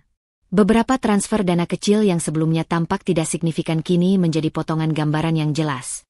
Firman mengirim uang untuk kebutuhan Cindy, transportasi, pemeriksaan kesehatan, kosmetik, bahkan sewa apartemen sementara. Tidak banyak, tapi konsisten. Risma tersenyum tipis. Hubungan itu jauh lebih rapuh daripada yang ditunjukkan Cindy di kafe tadi. Keesokan paginya, Risma sengaja membiarkan Firman melihatnya sibuk dengan ponsel. Seolah ia hanya sedang membaca pesan atau mengurus hal remeh. Padahal ia sedang mengatur langkah pertama, mengirim pesan ke nomor Cindy, menggunakan ponsel cadangan yang ia siapkan. Pesan itu singkat, ambigu, dan memancing konflik. Kamu bilang dia nggak akan curiga kalau dana tambahan masuk minggu ini. Apa kamu yakin dia nggak periksa rekening? Risma tahu Cindy akan membaca pesan itu dengan ketakutan. Ia juga tahu perempuan itu akan segera menghubungi Firman, karena Cindy tidak punya kemampuan menahan panik. Risma menekan tombol kirim. Satu pesan kecil yang akan menjadi percikan. 2 jam kemudian, Firman pulang lebih cepat dari biasanya, wajahnya tegang. Risma pura-pura sedang mengganti spray dan menoleh dengan senyum datar. Kok pulang cepat? Firman menggigit bibir bawahnya, kebiasaan yang muncul saat ia sedang cemas. Ada urusan. Kerjaan, ribet. Oh. Risma mengangguk. Semoga cepat beres. Firman ingin masuk ke ruang kerja, tetapi Risma berdiri tepat di jalurnya seolah tanpa sengaja. Wajahnya tetap ramah. Mau makan dulu? Aku sudah siapkan. Enggak, aku mau cek sesuatu dulu. Ah, benar. Ia pasti mencari ponselnya, mengecek pesan Cindy. Risma melangkah pelan sambil mengawasinya dari pantulan lemari kaca. Firman membuka ponselnya begitu cepat seakan menahan napas. Dan ekspresinya berubah menjadi marah bercampur bingung. Bagus. Lalu, seperti yang ia prediksi, Firman menelepon Cindy. Suaranya ditekan rendah, tapi Risma bisa mendengarnya cukup jelas. Kamu ngapain sih kirim pesan kayak gitu? Aku nggak kirim apa-apa. Jangan bohong, aku lihat sendiri. Risma berjalan ke dapur, mengambil gelas, dan membiarkan suara berdebat itu mengalir seperti musik yang sudah ia hafal nadanya. Ia tidak peduli isi detail pertengkaran, yang penting adalah pola emosionalnya. Cindy panik. Firman defensif. Mereka saling menyalahkan. Itu retakan pertama. Malamnya, Risma melanjutkan langkah kedua. Ia memindahkan sejumlah uang kecil dari rekening Firman ke rekening tabungan bersama mereka. Jumlahnya tidak besar. Cukup untuk membuat Firman bertanya-tanya kemana uang itu hilang jika ia tidak teliti. Setelah itu, ia mencetak bukti transaksi menggunakan printer yang jarang dipakai, kemudian menyimpannya di laci tempat Firman biasa menaruh dokumen kerja. Bukan menjebak. Hanya menempatkan kenyataan pada jalur konflik. 1 jam kemudian, Firman membuka laci itu dan menemukan kertas yang Risma sengaja letakkan. Ia terdiam lama, lalu masuk kamar dengan ekspresi tidak tenang. Ris, kamu pindahin uang dari rekening aku. Risma menatapnya seolah bingung. Uang apa? Aku nggak pindahin apa-apa. Mungkin kamu sendiri yang atur otomatis. Firman menggeleng. Aku nggak pernah atur auto transfer. Kalau gitu coba cek lagi. Atau tanya pihak bank. Risma menjawab lembut. Kamu kan lagi banyak beban. Bisa aja lupa. Firman terdiam. Itu ucapan yang, secara tidak langsung, menyamakan Risma dengan cerita Cindy bahwa Firman sedang stres. Namun cara Risma menyampaikannya begitu tenang sampai Firman tidak bisa menganggapnya sebagai sindiran. Ia malah merasa tersudut oleh pikirannya sendiri. Malam itu, setelah Firman tertidur gelisah, Risma menyalakan laptopnya kembali. Ia melakukan langkah kecil berikutnya, mengirim email anonim ke Cindy. Isi email itu tidak panjang. Kamu yakin dia cerita semuanya? Sepertinya tidak. Ia tahu Cindy tidak akan bisa tidur setelah membaca itu. Beberapa jam kemudian, Risma melihat ponsel Firman bergetar. Notifikasi pesan masuk dari Cindy. Kita harus ngobrol. Ada yang janggal. Firman membaca pesan itu besok paginya dengan wajah memberi tanda-tanda frustrasi, bukan rindu. Cindy, kenapa lagi? Risma bertanya pelan sambil menata meja makan. Dia, nggak jelas, jawab Firman singkat. Orangnya jadi sensitif banget. Kalau orang hamil wajar sensitif, gumam Risma sembari memindahkan gelas. Kamu harus lebih sabar. Firman makin jengkel. Aku nggak punya waktu buat drama. Risma menahan senyum. Retakan itu sudah jelas terlihat. Cindy panik dan curiga pada Firman. Firman jengkel dan merasa Cindy menyulitkan. Dan Risma tahu betul, hubungan yang retak tidak butuh palu besar. Cukup tekanan kecil yang konsisten. Ia sudah mulai memberi tekanan itu. Dan dalam sekejap saja, hubungan mereka sudah mulai menunjukkan tanda-tanda pecah dari dalam. Akhir hari, Risma duduk di tepi tempat tidur, menatap ponselnya yang sunyi. Pesan terakhir dari Firman kepada Cindy tampak jelas. Aku sibuk. Jangan ganggu dulu. Risma menutup layar. Begitu sederhana, tapi sangat berarti. Retakan pertama sudah terbentuk. Dan Risma siap memperbesarnya sampai hubungan itu runtuh sepenuhnya. Sejak pagi buta, rumah terasa berbeda. Bukan karena suara atau pergerakan apapun, melainkan karena energi gelisah yang berputar di sekitar Firman. Risma bisa merasakannya bahkan sebelum ia turun dari tempat tidur. Firman duduk di tepi ranjang, tubuhnya membungkuk, ponsel menggantung di tangan. Bahunya tegang. Risma membuka mata perlahan. Bangun pagi sekali. Firman menoleh cepat, seolah baru ketahuan melakukan sesuatu. Nggak bisa tidur, jawabnya ketus. Risma mengangguk pelan dan beranjak ke kamar mandi tanpa komentar. Ketenangan adalah tamengnya. Ia tahu Firman sedang mendidih oleh pikiran-pikiran yang tak bisa ia kendalikan. Dan semakin Firman menahan diri, semakin tampak jelas di wajahnya. Ketika Risma turun ke dapur, ia menemukan Firman berjalan mondar-mandir sambil menggenggam buku rekening dan ponsel. Langkah-langkahnya pendek, gelisah, kebiasaan lamanya saat sesuatu mengganggu pikirannya. Kamu sudah sarapan? Tanya Risma lembut sambil menyalakan kompor. Firman tidak menjawab langsung. Ris, katanya akhirnya, aku mau tanya sesuatu. Risma memotong roti dengan kecepatan teratur. Tanya saja. Firman mengangkat selembar kertas, bukti transfer yang sebelumnya Risma letakkan. Ini, kamu yakin kamu nggak pindahin uang ini? Risma menatapnya sebentar. Hanya cukup untuk menunjukkan bahwa ia memperhatikan. Aku sudah bilang, aku nggak sentuh rekening kamu. Coba cek catatan digitalnya. Mungkin ada transfer otomatis dari aplikasi investasi atau bank. Sudah aku cek. Firman menggeram kecil. Nggak ada. Oh. Risma menata roti di piring. Suaranya tetap datar. Berarti bank salah input. Kamu serius? Firman memijit pelipis. Bank salah input? Ini bukan angka kecil. Untuk kamu mungkin kecil. Risma menatapnya pelan. Tapi kalau benar ada kesalahan, kamu harus lapor. Firman tampak hendak membantah, tetapi kalimat itu entah bagaimana membuatnya tersendat. Ia menarik kursi dan duduk keras. Aku sudah stres sama kerjaan. Sekarang masalah uang juga. Justru itu, balas Risma. Kalau kamu stres, kamu bisa saja lupa. Firman menggeleng keras. Reaksi terlalu defensif untuk orang yang yakin. Enggak, aku enggak lupa. Kalau begitu, Risma kembali ke kompor sambil mengaduk telur.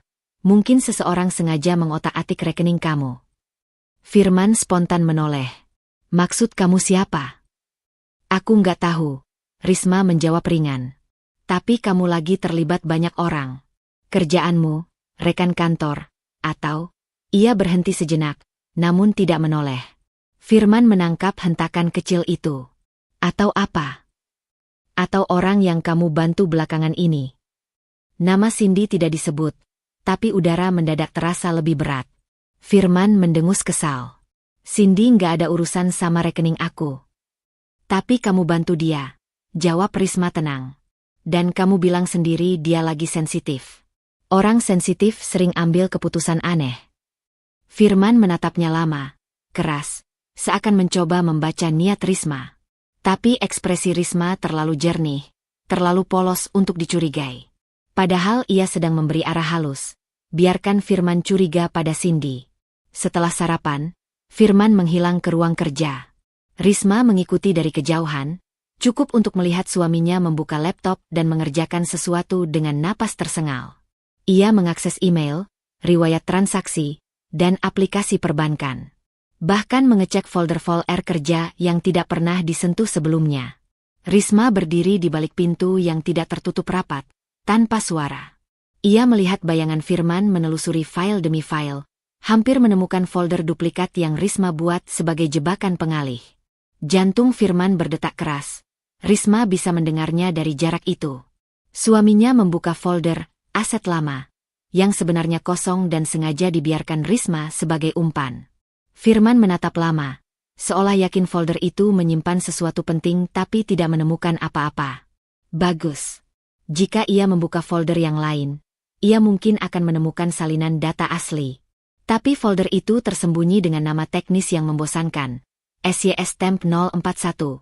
Dan Firman tidak cukup teliti untuk mencarinya. Risma menahan napas saat Firman mulai mengklik folder-folder lain. Jarinya hampir menyentuh folder yang seharusnya tidak ia buka. Satu scroll lagi dan ia bisa menemukan semuanya. Risma mengetuk pintu pelan. Firman tersentak kaget, menutup laptop cepat-cepat. Kamu ngapain? Aku cuma mau nanya kamu mau kopi atau teh. Risma mengangkat cangkir kosong. Kelihatannya kamu tegang. Firman menatapnya curiga. Kamu sengaja ya ganggu aku? Kenapa aku harus ganggu? Risma mengangkat alis, ekspresi yang cukup membuat Firman merasa bersalah. Kamu sendiri yang bilang lagi stres. Firman mengusap wajahnya. Maaf. Aku cuma bingung. Kopi, ulang Risma. Firman mengangguk. Saat kopi disajikan, Risma memperhatikan Firman dari seberang meja. Tatapan suaminya masih waspada, tapi kini bercampur lelah. Dan lelah adalah pintu masuk terbaik untuk manipulasi halus. Kamu harus istirahat, kata Risma lembut. Kalau kamu terus paksa diri, kamu malah nggak fokus. Kesalahan kecil bisa kejadian. Firman menatap kopi itu. Aku takut ada orang sengaja manfaatin aku. Risma mencondongkan badan. Kalau kamu sudah curiga begitu, kamu harus pastikan semua akses digitalmu aman. Ganti sandi. Periksa perangkat. Kamu pikir ponsel aku juga? Siapapun bisa pegang ponselmu kalau kamu lengah. Potong Risma ringan. Termasuk Cindy. Firman langsung terdiam. Risma tidak perlu menambahkan apa-apa lagi. Dugaan itu akan tumbuh sendiri di kepala Firman. Sore hari, Risma mengambil langkah antisipatif. Saat Firman mandi, ia masuk ke ruang kerja dan memeriksa ulang folder salinan data. Ia memindahkannya ke drive eksternal yang ia simpan dalam tempat buku tua di rak. Aman, tak mencolok. Ia juga menghapus jejak aktivitas kecil yang ia lakukan di laptop Firman beberapa hari terakhir. Delete, clear logs, restore timestamps. Langkah-langkah kecil yang membuat dirinya tetap tak tersentuh. Ketika Firman keluar dari kamar mandi, wajahnya lebih gelap dari pagi tadi. Aku baru dari bank, katanya pendek. Oh. Risma pura-pura terkejut. Apa kata mereka? Mereka bilang transaksinya dilakukan dari perangkat rumah. Firman menatapnya tajam. Dari laptop. Risma menahan senyum dalam hati. Laptop kamu atau laptop aku? Tanya Risma pelan. Firman terdiam. Itu pertanyaan sederhana yang mengubah arah kecurigaan. Risma mendekat, menatapnya dengan ketulusan yang ia bangun dengan sangat sabar. Kamu yakin kamu nggak pernah lupa melakukan transaksi? Atau, Risma mengangkat dagu tipis. Ada orang lain yang punya akses ke perangkat kamu. Firman terdiam, rahangnya mengeras. Ia memikirkan Cindy. Dan itu cukup. Sementara Firman sibuk menelan benih kecurigaan, Risma berjalan kembali ke ruang kerja dalam diam, mengambil drive eksternal yang berisi bukti-bukti. Ia menggeser buku di rak, memasukkan drive itu dengan hati-hati, lalu menutupnya kembali. Ia bergerak dengan ketenangan total. Firman sedang panik. Dan Risma sedang semakin tak terlihat dalam badai pikiran suaminya. Risma tidak pernah menyangka bahwa langkah kecilnya mengikuti jejak digital Firman akan membawanya ke sebuah jurang baru, lebih gelap dari dugaan awalnya. Ia hanya ingin memahami sumber kepanikan Firman belakangan ini. Gelisah, cepat marah, dan sering mengurung diri. Namun, ketika ia mendapati ponsel Firman tergeletak begitu saja di meja kerja, layar masih menyala. Itu seperti undangan yang terlalu sulit untuk diabaikan. Ia melirik ke arah kamar mandi. Air masih mengalir. Waktu terbatas. Risma menarik napas, kemudian menyentuh layar. Sebuah notifikasi dari aplikasi pesan terenkripsi muncul. Nama pengirimnya, G. Hanya satu huruf, dingin, tanpa avatar. Risma membuka percakapan itu. Dan saat itulah dunia kecil yang selama ini ia anggap ia pahami. Retak. G. Kau terlambat lagi. Orang-orangku tidak suka menunggu. Firman, aku sudah bilang aku butuh waktu. Aku sedang mencari dana tambahan. G. 3 hari. Kalau tidak, jangan salahkan siapapun. Jemari Risma membeku. Firman berutang. Kepada seseorang yang punya, orang-orangku? Ini bukan pinjaman online biasa. Ini tingkat yang berbeda. Gelap, terstruktur, berbahaya.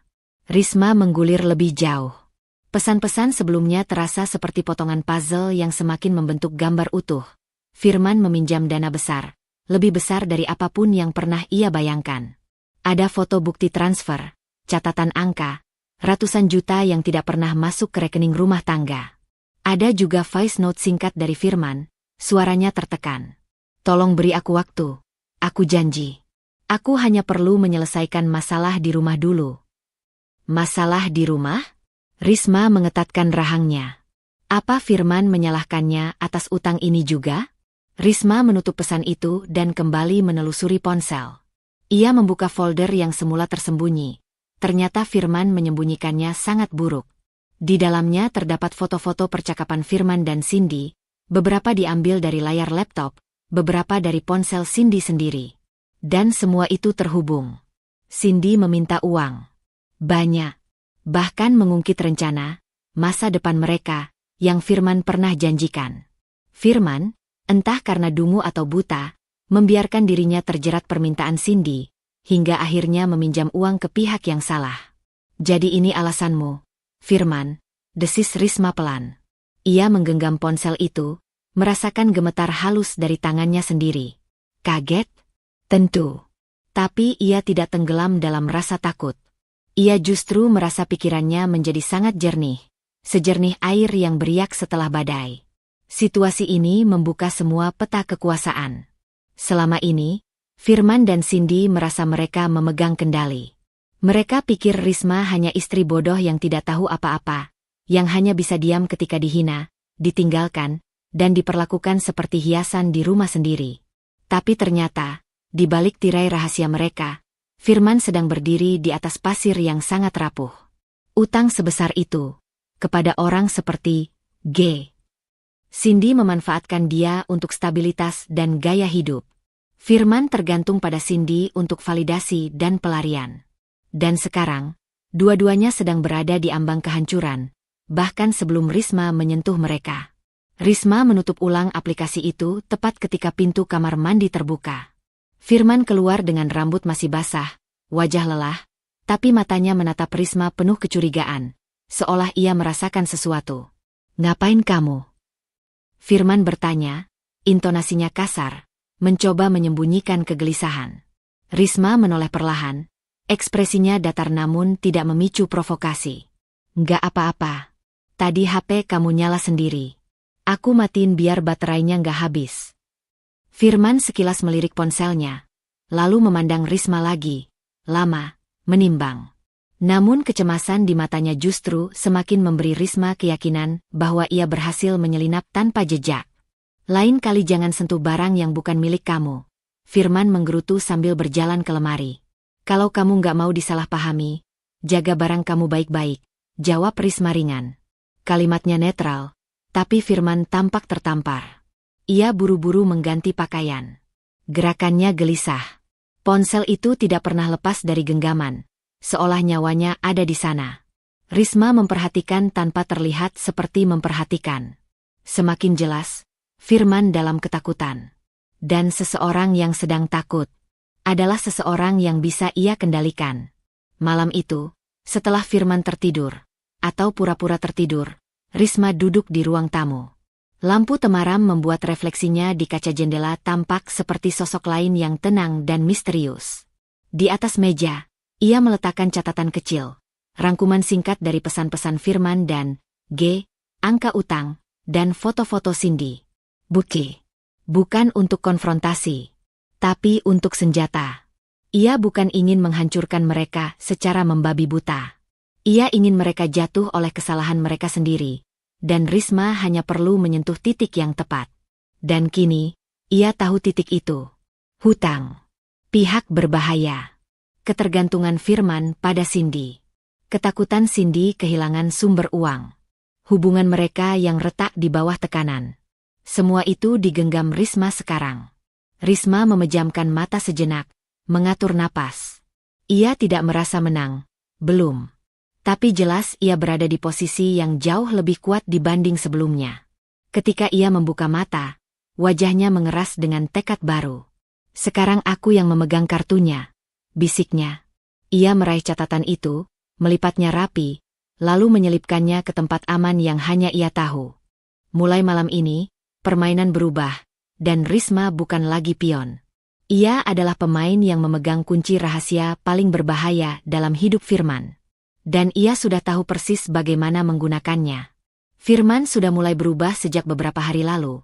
Namun pagi ini kegelisahannya mencapai titik yang hampir mengusik udara di rumah. Ia mondar-mandir di ruang tamu, menatap ponselnya setiap beberapa detik, jemarinya mengetuk-ngetuk meja tanpa pola. Suara napasnya pendek, seperti seseorang yang sedang menunggu vonis. Risma memperhatikannya dari dapur, berpura-pura sibuk menyeduh teh. Wajahnya tenang, hanya sesekali melirik, cukup agar terlihat wajar. Ia tidak perlu ikut campur secara langsung, situasinya akan mengarah ke sana dengan sendirinya. Notifikasi ponsel Firman berbunyi. Ia bereaksi seperti tersengat listrik. Setelah membuka pesan itu, warna wajahnya memudar. Risma tahu dari siapa pesan itu berasal. Pihak yang menguasai napas Firman belakangan ini. Pesan yang ia baca saat mencuri kesempatan tempo hari. Pesan ancaman yang tidak butuh penjelasan panjang untuk dimengerti. Astaga, gumam Firman lirih. Ia menekan ponselnya ke meja dengan suara keras. Risma tipe orang yang biasanya bertanya, kenapa? Tapi hari ini ia tidak perlu berperan seperti itu.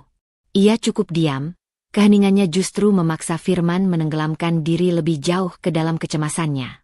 Ia menyeduh teh lebih lama dari biasanya, menunggu Firman berbicara terlebih dahulu. Tak lama, Firman akhirnya membuka suara. Suaranya pecah. Kenapa semuanya jadi begini ya, Riz? Kalimat itu menyiratkan banyak hal, penyesalan, ketakutan, dan kehilangan kendali. Tepat seperti yang Risma harapkan terjadi. Risma menatapnya sejenak, seolah bingung. Begini gimana? Firman mengusap wajahnya kasar. Aku lagi banyak tekanan. Urusan kerjaan, uang, semuanya kacau. Kerjaan atau uang? Risma bertanya lembut, seakan polos padahal ia mengarahkan. Dua-duanya. Firman meraih ponselnya lagi dengan gemetar. Ada orang, ada proyek yang harus aku selesaikan cepat, tapi dana yang harus aku putar nggak balik-balik. Risma hampir ingin tersenyum. Ia tahu itu bohong. Firman jelas sedang menyamarkan soal utangnya. Tapi ia tidak menantang. Tidak sekarang. Kalau butuh bantuan, kamu bilang, katanya kalem. Firman menatapnya, mata merah, seperti mencari celah untuk bersandar. Tapi ia tahu ia tidak bisa jujur. dan itu membuatnya makin tertekan. Persis yang Risma inginkan. Sementara itu, Cindy berada di sisi lain kota, tetapi tekanan yang sama sedang menghantamnya. Sejak hubungan mereka terguncang oleh manipulasi kecil Risma, pesan ambigu, transaksi yang hilang, catatan yang seolah berubah, Cindy menjadi lebih mudah meledak. Pagi itu, ia mengirim pesan panjang ke Firman. Kenapa saldo aku tiba-tiba berkurang? Kamu bilang kamu transfer. Kamu jangan main-main, men. Aku butuh uang itu hari ini. Firman membaca pesan itu tepat ketika ia mencoba menenangkan diri. Rahangnya langsung mengeras. Risma memperhatikan dari kejauhan. Ia melihat perubahan kecil itu, wajah Firman yang menegang, otot leher yang tertarik, gestur frustrasi ketika ia melempar ponsel ke sofa. Ada masalah lagi? Risma bertanya pelan, tetap memancing. Firman tidak menjawab. Ia mengambil jaketnya dan berjalan ke pintu. Aku keluar dulu. Tapi kamu belum. Aku keluar dulu, serunya, menutup pintu dengan keras. Risma tidak tersinggung. Ia justru tahu, Firman akan pergi ke Cindy. Dan mereka akan bertengkar. Parah. Karena semua bahan bakarnya sudah ia siapkan. Di mobil, Firman menerima panggilan Cindy. Apa? Firman hampir berteriak begitu suara Cindy menyembur keluar. Kenapa uangnya belum masuk? Kamu bilang semalam. Suara Cindy gemetar, antara marah dan takut. Udah aku transfer. Gimana sih kamu? Bohong. Aku cek barusan. Nggak ada. Kamu sengaja ya? Kamu pikir aku mau nunggu sampai aku jadi malu? Firman menekan setir. Aku bilang udah. Mungkin sistemnya. Jangan salahin sistem. Kamu selalu cari alasan. Cindy membalas cepat. Panik, nada suaranya menusuk. Men, aku butuh uang itu. Kamu janji. Kamu pikir hubungan kita kuat cuma pakai janji? Hening sejenak. Firman terdiam, matanya berkedut. Risma bisa membayangkan adegan itu. Cindy meledak, Firman mempertahankan kebohongannya. Keduanya terjebak dalam tekanan yang sama tapi saling menyalahkan. Dan setiap detik, retakan itu membesar. Sore hari, Firman kembali ke rumah. Langkahnya berat, wajahnya hancur. Risma duduk di sofa sambil membaca buku, terlihat sepenuhnya tenang. Kamu kelihatan capek, ujar Risma ringan. Firman tidak menjawab. Ia duduk, menunduk, dan memijat pelipisnya. Aku nggak ngerti kenapa semuanya jadi serumit ini. Risma tetap memainkannya halus. Mungkin karena kamu terlalu banyak nyimpen sendiri. Firman menggertakkan gigi. Ada hal-hal yang kamu nggak akan ngerti. Kalau kamu nggak cerita, ya aku memang nggak akan ngerti. Firman menatapnya lama. Ada ketakutan di sana, tapi juga ketidakmampuan untuk mengakui. Ia terbelah antara ingin jujur dan ingin tetap mempertahankan rahasianya. Disinilah Risma mendorongnya ke tepi. Kalau kamu butuh bantuan, aku bisa cek keuangan rumah. Mungkin ada dana yang bisa dipindahkan. Atau... Enggak. Firman memotong cepat, keras, panik. Jangan utak-atik apapun. Jawaban itu seperti memastikan kebohongannya. Semakin ia melarang, semakin jelas ia menyembunyikan sesuatu. Risma menutup bukunya perlahan, seolah mencerna. Baik, kalau itu yang kamu mau. Ia bangkit dan meninggalkan Firman sendirian. Di balik tembok kamarnya, Risma tersenyum tipis. Tekanan semakin kuat. Uang Cindy berkurang, berkat manipulasi kecilnya. Firman terdesak oleh ancaman G, dan keduanya saling menyalahkan saat ketegangan mencapai puncak. Dan malam itu, Firman menerima pesan baru. G, besok. Batas terakhir. Kalau tidak, aku datang sendiri. Firman pucat, hampir tak bisa bernapas. Krisis keuangan itu tidak lagi menjulang di kejauhan. Sekarang ia berdiri tepat di depan pintu, mengetuk dengan ancaman. Sementara Risma, di balik pintu kamar, mengetahui satu hal pasti. Pertahanan Firman dan Cindy sudah retak begitu parah. Satu dorongan kecil lagi, dan semuanya akan runtuh. Rumah itu dulu pernah menjadi tempat Firman mencari ketenangan. setidaknya sebelum semua rahasianya mulai terungkap sedikit demi sedikit, sebelum tekanan dari hutang dan Cindy membuatnya kehilangan arah. Kini, setiap sudutnya terasa seperti dinding yang mendekat, memaksa napasnya pendek. Ia pulang dalam keadaan kusut, mata merah, jaket setengah terlepas. Risma menyadari bahwa hari ini batas Firman sudah hampir habis. Ketika Risma meletakkan gelas air di meja makan, Firman masuk sambil membanting kunci ke permukaan meja. Suaranya memecah keheningan. "Kamu pakai uang itu, ya?" tuduhnya tanpa pembuka. Nada suaranya tidak keras, tapi tajam, menusuk, ditumpuk oleh kecemasan yang ia bawa dari luar. Risma menatapnya sebentar, tidak terkejut. Tekanan ini sudah ia prediksi setelah melihat cara Firman hampir terpojok dengan hutangnya. "Aku nggak ngerti maksud kamu," jawab Risma tenang. Firman mendekat. Jaraknya hanya beberapa langkah. "Jangan pura-pura. Ada dana yang hilang. Kamu ambil." "Kenapa aku harus ambil?" Risma mengangkat alis. Nada suaranya tetap datar. "Aku pegang keuangan rumah." "Iya. Tapi kamu bilang sendiri. Aku nggak boleh sentuh akun pribadi kamu." "Jangan muter-muter, Riz." Firman menghentakkan tangannya ke meja, membuat gelas berguncang. Ada sesuatu di dalam dirinya yang seperti sedang mencari tempat untuk meledak, dan Risma adalah sasaran paling aman yang bisa ia pilih. "Kalau kamu kehilangan uang," lanjut Risma lembut, "mungkin kamu harus tanya orang yang memang kamu beri akses." Firman membeku sejenak. Nama itu tidak disebut, tapi bayangannya sudah jelas. Cindy. Risma tahu itu menusuk tepat di titik yang paling rapuh. Firman mengambil napas kasar. "Jangan ikut campur urusan aku.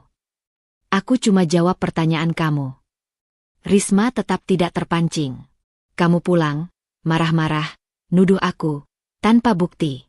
Aku cuma minta kamu tenang." "Tenang? Kamu nyuruh aku tenang?" Firman tertawa pendek, tawa pahit yang terdengar seperti teriakan yang ditahan. "Kamu nggak ngerti apa yang aku hadapi." "Karena kamu tidak mau cerita," jawab Risma. Firman mengusap rambutnya. Frustasi. "Kalau aku cerita pun kamu nggak bakal ngerti." "Coba saja." Caranya menantang tidak dengan agresi, tetapi ketenangan. Dan itu yang membuat Firman semakin marah, karena ia terlihat tidak punya kendali atas dirinya sendiri, sementara Risma berdiri tanpa bergeser. "Sudah cukup," gumam Firman akhirnya. "Sudah cukup semua ini. Kamu bikin semuanya makin ruwet." Risma menatapnya lama, mata hitamnya tidak berkedip. "Aku yang bikin ruwet." Firman membuka mulutnya untuk membalas, tetapi terhenti. Ada sesuatu di wajah Risma yang membuat kata-katanya mengecewakan dirinya sendiri. Bukan kemarahan, bukan kesedihan. Hanya raut seseorang yang tidak lagi terpengaruh oleh ledakan emosional pasangan yang seharusnya ia percayai. "Kamu berubah, Riz," ujar Firman lebih pelan, tapi nadanya tetap tuduhan. "Kamu makin dingin. Aku nggak tahu apa yang kamu sembunyikan." Risma menghela napas kecil. "Kamu sibuk dengan urusan kamu sendiri. Mungkin kamu yang berubah. Jangan balikan ke aku." Risma berjalan ke arah wastafel, mengambil gelasnya, tidak menunjukkan secuil pun ketakutan. "Firman, aku bukan musuh kamu. Tapi kalau kamu mau marah, marahlah ke orang yang bikin hidup kamu berantakan. Jangan ke orang yang cuma ada di rumah." Firman memukul meja sekali lagi. "Jangan ngomong seolah kamu ngerti." Risma menoleh. "Aku paham cukup banyak." Itu benar, dan Firman mengetahuinya. Ketakutan melintas sekejap di matanya, cepat namun jelas. Risma melihatnya. Ia tahu Firman takut dua hal sekaligus, kehilangan uangnya, dan kemungkinan bahwa Risma tahu lebih dari yang ia akui. Firman berjalan hilir mudik seperti binatang yang terjebak. "Aku capek," katanya lirih namun penuh kemarahan. "Capek sama semuanya. Termasuk kamu." "Kalau kamu capek," Risma menaruh gelas, "aku sarankan kamu tidur." "Tidur?" Firman menyeringai, putus asa. "Aku bisa dibunuh kalau aku tidur." Kata itu meluncur begitu saja. Sebuah slip, pengakuan tanpa sengaja. Risma menahan senyum. "Akhirnya, siapa yang mau bunuh kamu?" tanyanya lembut, pura-pura awam. Firman sadar ia kebablasan. Enggak ada. Kamu jangan tanya. Risma mengangguk. Baik. Sikapnya yang tenang justru mengguncang Firman lebih dalam. Ia merasa dikuliti tanpa disentuh. Didudukan pada bangku pengakuan tanpa diminta. Aku keluar, gumam Firman akhirnya. Aku nggak bisa di sini. Silakan. Firman tidak mendapatkan reaksi yang ia harapkan. Tidak ada tangisan, tidak ada protes, tidak ada permintaan agar ia tinggal. Itu membuatnya semakin hilang arah. Ia mengambil kunci dan pergi, membanting pintu, meninggalkan keheningan yang justru terasa seperti kemenangan bagi Risma. Saat suara mobil menjauh, Risma tenang-tenang saja berjalan ke meja makan. Ia mengambil kunci cadangan dari laci, memeriksa ulang dokumen kuasa yang sudah ditandatangani Firman sebelumnya, dan membuka laptopnya. Wajahnya datar, tapi matanya menyala dengan keyakinan yang tidak ia sembunyikan lagi. Pertengkaran barusan bukan kegagalan. Itu adalah tanda bahwa Firman berada tepat di titik terlemahnya. Rumah sudah mulai pecah. Fondasi emosionalnya runtuh. Hubungannya dengan Cindy retak. Keuangannya porak-poranda. Dan rasa curiganya melompat-lompat ke arah yang salah. Risma memegang dokumen itu erat, lalu meletakkannya kembali ke tempat aman. Senyumnya muncul perlahan. Segala yang ia bangun, kecurigaan, tekanan, celah-celah yang sengaja ia buat, semuanya mulai membuahkan hasil. Dalam batin, ia hanya mengatakan satu hal. Waktunya semakin dekat. Setelah ini, tidak ada yang bisa menyelamatkan Firman dari runtuhnya dirinya sendiri. Dan malam itu, Risma tahu tepat apa yang harus ia lakukan selanjutnya. Pukulan final sudah di depan mata. Ia hanya perlu menjatuhkannya dengan presisi. Pagi itu udara terasa ringan bagi Risma. Ringan bukan karena bebannya hilang, tetapi karena ia akhirnya berada di titik di mana semua potongan yang ia kumpulkan siap dipasangkan menjadi satu langkah besar. Dokumen-dokumen yang telah ia amankan selama berminggu-minggu tertata rapi di dalam map hitam. Kuasa aset, bukti transfer ke Cindy, laporan hutang, hingga rekaman percakapan yang Firman sendiri tidak sadar pernah ia biarkan terekam lewat pesan suara yang tak sengaja terkirim. Ia menyalakan komputer di ruang kerja kecilnya, memeriksa ulang surat kuasa yang ditandatangani Firman beberapa waktu lalu, dokumen yang menjadi kunci memindahkan sebagian besar aset atas nama keluarga ke tangannya. Semua legal, bersih, dan yang terpenting, Firman menandatanganinya tanpa membaca. Percaya bahwa itu hanya berkas administrasi rumah seperti yang ia katakan. Risma mengecek jam tangan. Sudah waktunya. Ia menghubungi notaris yang sejak kemarin siap mengesahkan proses pemindahan aset. Notaris itu tidak muncul sebagai tokoh di ceritanya. Risma hanya perlu menandatangani beberapa formulir yang sebelumnya telah disiapkan sesuai kuasa Firman. Ia datang, menyelesaikan semua administrasi resmi dalam waktu singkat, lalu pulang dengan koper kecil berisi salinan legal.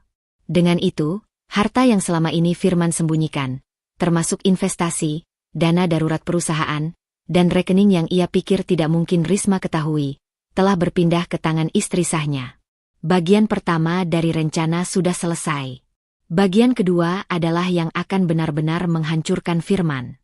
Kantor Firman berada di gedung bertingkat yang tampak megah dari luar.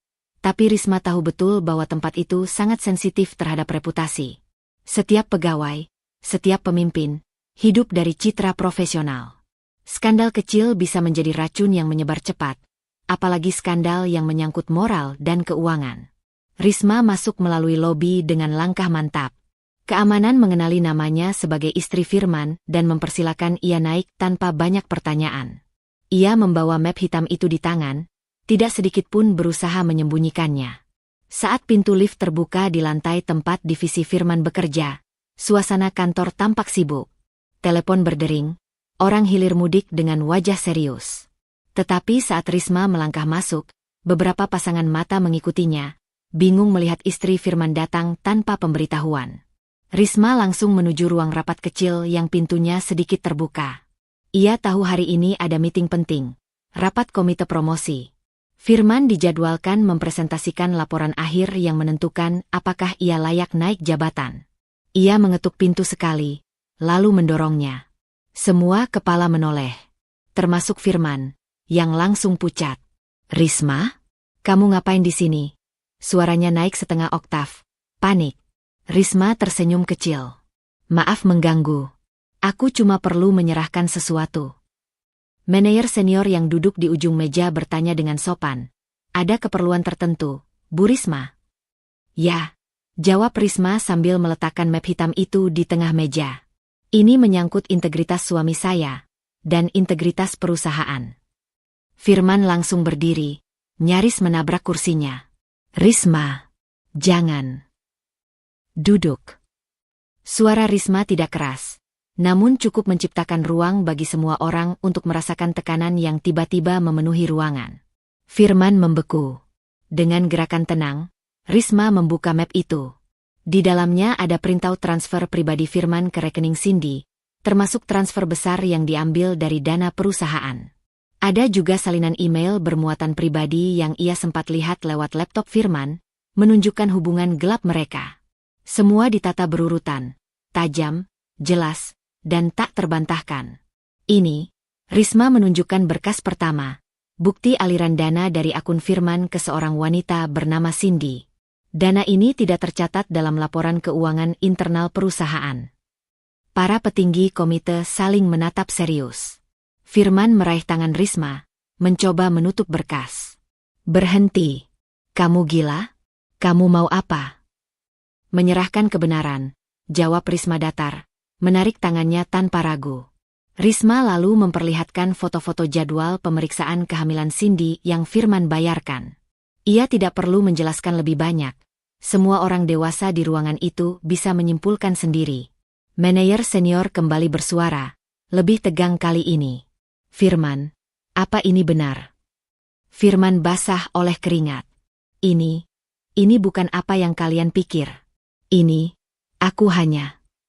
Risma menyela dengan suara lembut, hampir kasihan. Kamu bisa jelaskan. Aku tidak akan intervensi. Tentu saja itu jebakan. Firman gelagapan. Ia meraih berkas lain, membuka mulut beberapa kali tetapi tidak ada kata yang keluar. Semakin ia berusaha, semakin jelas bahwa ia tenggelam. Ia tidak bisa menyalahkan Risma tanpa mencoreng dirinya sendiri. Ia tidak bisa mengakui tanpa menghancurkan karirnya. Cindy menelpon saat itu juga. Layar ponselnya menyala di meja, menampilkan namanya jelas. Semua mata melihat. Hening menutup ruangan seperti selimut berat. Manajer senior menegakkan punggungnya. Firman, kamu diskor sementara untuk investigasi internal. Serahkan ID kantor. Kita akan meninjau ulang semua laporan keuangan yang kamu tangani. Firman seperti kehilangan tulang. Ia mengambil kartu ID dari saku dan menyerahkannya dengan tangan gemetar. Pak, ini salah paham. Suara Firman pecah. Namun tak ada yang mau mendengarnya. Risma menatap suaminya terakhir kali. Aku harap kamu bisa bertanggung jawab atas semua pilihanmu. Dia tidak berteriak. Tidak menangis. Tidak bersorak. Ia hanya berjalan keluar dengan langkah mantap, meninggalkan Firman yang ambruk di kursinya. Dunianya runtuh, karirnya hancur, reputasinya tak bisa diselamatkan. Dan itu baru permulaan bagi Risma. Firman pulang sore itu dengan langkah yang tidak lagi bisa disebut langkah, lebih seperti seret tubuh seseorang yang baru saja kehilangan pondasi hidupnya. Risma sedang duduk di ruang tamu, menata dokumen tanpa ekspresi khusus. Ia mendengar pintu dibuka kasar, tetapi tidak menoleh. Yang mengisi ruangan bukan suara, melainkan keputusasaan yang mengambang begitu tebal hingga udara terasa berat. Firman berdiri beberapa detik di ambang pintu, mencoba bernapas. Jaketnya terlipat tidak rapi, dasinya hilang entah di mana. Wajahnya pucat, dan matanya kosong. Bukan kosong karena marah, tetapi karena runtuhnya sesuatu yang tidak bisa ia bangun kembali. Risma, suaranya pecah.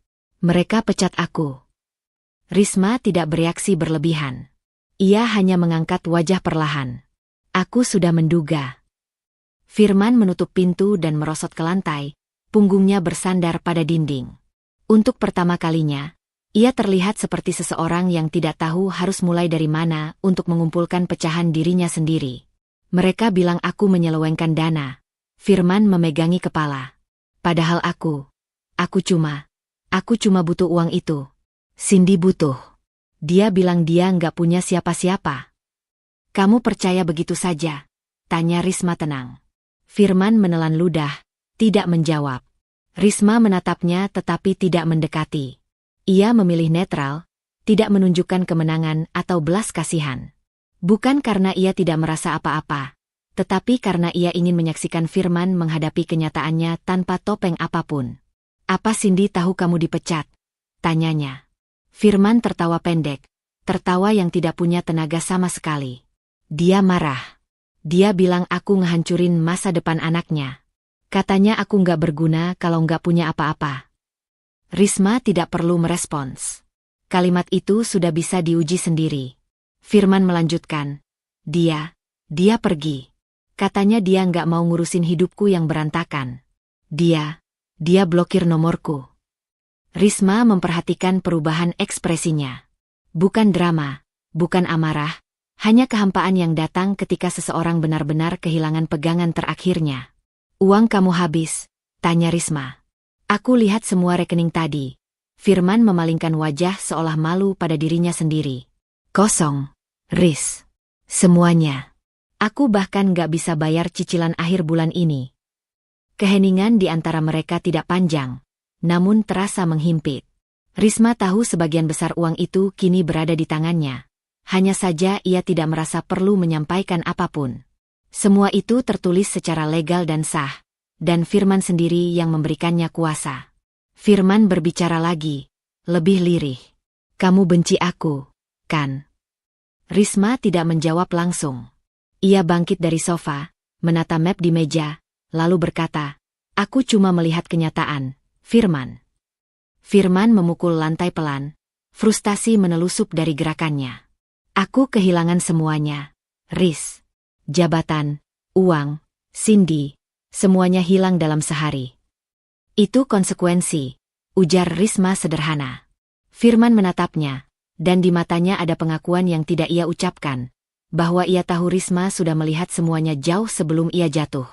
Bahwa ia tahu Risma tidak butuh skandal itu untuk membalas, karena hidup sendiri sudah cukup menghukum. Kenapa kamu nggak pergi? Firman bertanya dengan suara rusak. Kenapa kamu nggak ninggalin aku? Risma tidak beranjak dari tempatnya.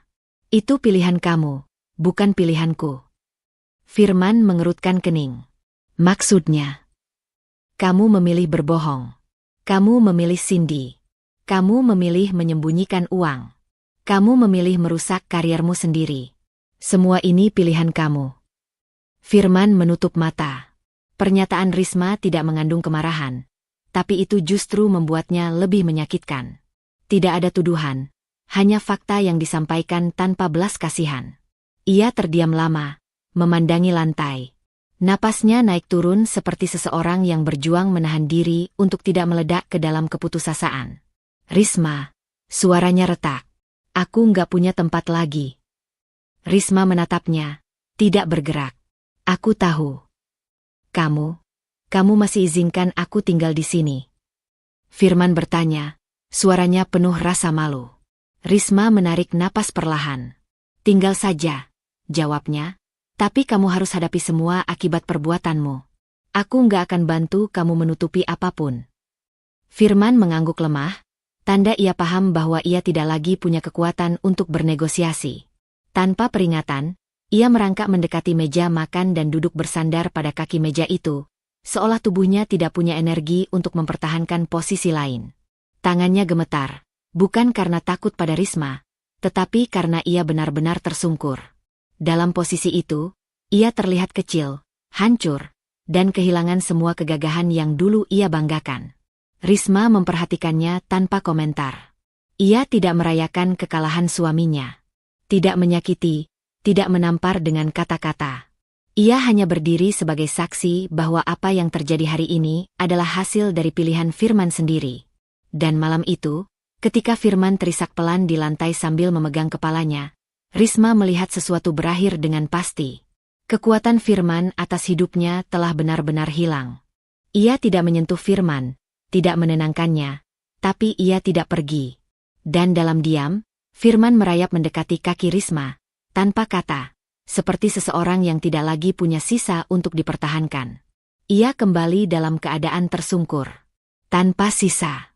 Pagi itu rumah terasa sunyi, tetapi bukan sunyi yang mencekam. Lebih seperti jeda sebelum seseorang menarik napas panjang dan melangkah keluar dari lingkaran hidup yang menahan selama bertahun-tahun. Risma membuat teh hangat, matanya menatap jendela yang sedikit berembun. Ia tidak memikirkan apapun secara spesifik, hanya merasakan tubuhnya ringan untuk pertama kalinya. Firman keluar dari kamar tamu dengan langkah pelan. Rambutnya kusut, wajahnya sembab.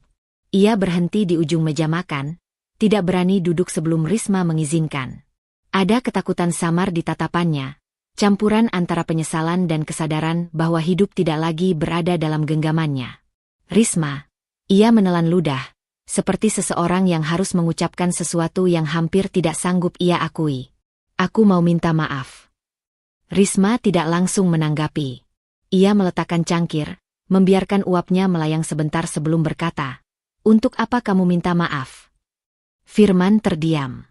Ia seperti mencari titik mula dari rangkaian kesalahan yang terlalu panjang. Untuk semuanya, jawabnya akhirnya. Untuk kebohongan. Untuk Cindy. Untuk uang yang aku sembunyikan. Untuk ngerusak hidup kita. Risma mengangguk sekali, bukan sebagai pengampunan, tetapi sebagai tanda bahwa ia mendengar. Aku tahu aku nggak pantas dimaafin, lanjut Firman, suaranya pecah. Tapi aku cuma berharap kamu bisa lihat kalau aku benar-benar nyesel. Risma memperhatikan ekspresinya. Tidak ada drama yang berlebihan. Hanya pria yang tidak lagi punya daya menutupi kelemahannya. Firman, ujar Risma pelan namun tegas. Maaf itu penting, tapi itu tidak mengubah apa yang sudah terjadi. Firman memejamkan mata, dan di antara helaan napasnya, ada keikhlasan pahit yang mulai tumbuh. Aku tahu, katanya lirih. Kamu berhak marah. Kamu berhak pergi. Kamu berhak atas semua yang kamu mau. Risma menegakkan punggungnya. Aku bukan marah, katanya jujur. Aku hanya selesai. Perkataan itu membuat Firman membuka mata, seolah baru benar-benar memahami arah pembicaraan ini. Apa maksudmu? Selesai? Suaranya bergetar. Risma berdiri, merapikan cardigan yang sejak tadi ia kenakan. Aku mau cerai.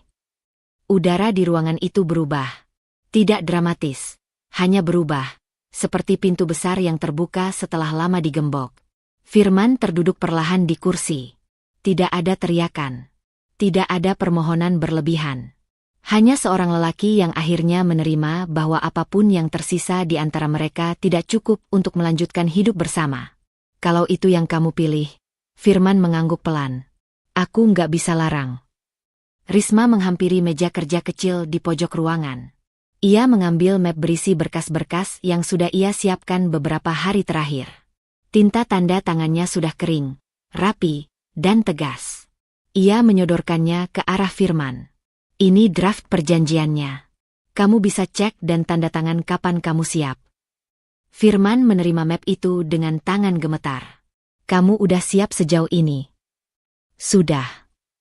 Jawabannya sederhana, tapi penuh bobot. Ia sudah memikirkan keuangan, tempat tinggal, dan rencana hidupnya setelah ini. Ia tidak merasa takut. Ada ruang besar di dalam dadanya yang dulu selalu penuh oleh kecemasan dan kompromi. Sekarang ruang itu lapang, seperti halaman kosong yang menunggu ditanami sesuatu yang lebih jujur. Firman bersandar pada kursi. Aku bakal tanda tangan, katanya lemah. Aku nggak mau jadi beban lagi. Risma tidak mengatakan apapun. Ia hanya kembali duduk dan menyeruput teh yang mulai dingin. Ia tidak ingin merayakan keputusan ini, tapi tidak juga bersedih. Ia hanya menerima bahwa hidup memang bergerak. Kamu mau aku pergi hari ini? Tanya Firman. Kamu bisa tinggal sampai urusan administrasi selesai. Jawab Risma tenang. Setelah itu, masing-masing dari kita punya hidup masing-masing. Firman mengangguk, dan untuk beberapa menit tidak ada suara di antara mereka, kecuali bunyi listrik dari kulkas. Akhirnya ia berkata, kamu kelihatan lebih kuat dari terakhir kali aku lihat kamu. Risma mengecup ujung gelasnya sambil tersenyum tipis. Aku nggak kuat, Firman. Aku cuma berani memilih. Ucapan itu membuat Firman menunduk, karena ia tahu keberanian itu bukan miliknya. Siang harinya, setelah Firman mengurung diri di kamar tamu, Risma duduk di teras rumah sambil memandang jalanan kompleks. Matahari cerah, angin membawa bau daun mangga yang gugur. Dunia terlihat biasa saja, tapi bagi Risma semuanya terasa baru. Bukan karena sesuatu berubah, tapi karena ia sendiri berubah. Ia memikirkan perjalanan panjang yang membawanya sampai titik ini. Semua luka, kekhawatiran, dan ketakutan pernah membuatnya ragu untuk pergi. Kini, justru semua itu menjadi alasan paling kuat untuk melangkah. Ia tidak tahu apa yang menunggu di depan. Ia tidak punya janji untuk dirinya sendiri, apalagi untuk orang lain. Ia hanya tahu satu hal. Ia ingin hidup tanpa harus mengurung dirinya dalam hubungan yang tidak lagi memberi ruang untuk tumbuh. Ketika bayangan pepohonan berayun pelan di depan rumah, Risma menarik napas dalam-dalam. Dadanya tidak lagi terasa sesak. Bukan karena Firman meminta maaf. Bukan karena ada yang memvalidasi perjuangannya. Tetapi karena ia akhirnya memilih dirinya sendiri. Hari itu, di antara sunyi yang tidak mengancam, Risma merasakan ketenangan menyelusup ke dalam tubuhnya. Bukan kemenangan, bukan euforia, hanya kelegaan yang jujur. Dan untuk pertama kalinya, ia merasa benar-benar terbebas. Dalam hubungan apapun, tidak ada yang berhak meremehkan keberanian seseorang untuk memilih dirinya sendiri. Kadang, cinta membuat kita bertahan terlalu lama di tempat yang tidak lagi sehat. Namun ingatlah, menghargai diri sendiri bukanlah bentuk egoisme, melainkan fondasi dari hidup yang jujur dan damai. Jika kamu berada di titik persimpangan, bingung, terluka, atau merasa sendirian, ketahuilah bahwa langkah kecil ke arah yang benar tetap lebih baik daripada bertahan di jalan yang menyesakan. Kamu pantas mendapatkan hubungan yang aman, setara, dan penuh penghargaan. Jadilah lembut kepada dirimu, tetapi juga tegas terhadap masa depanmu.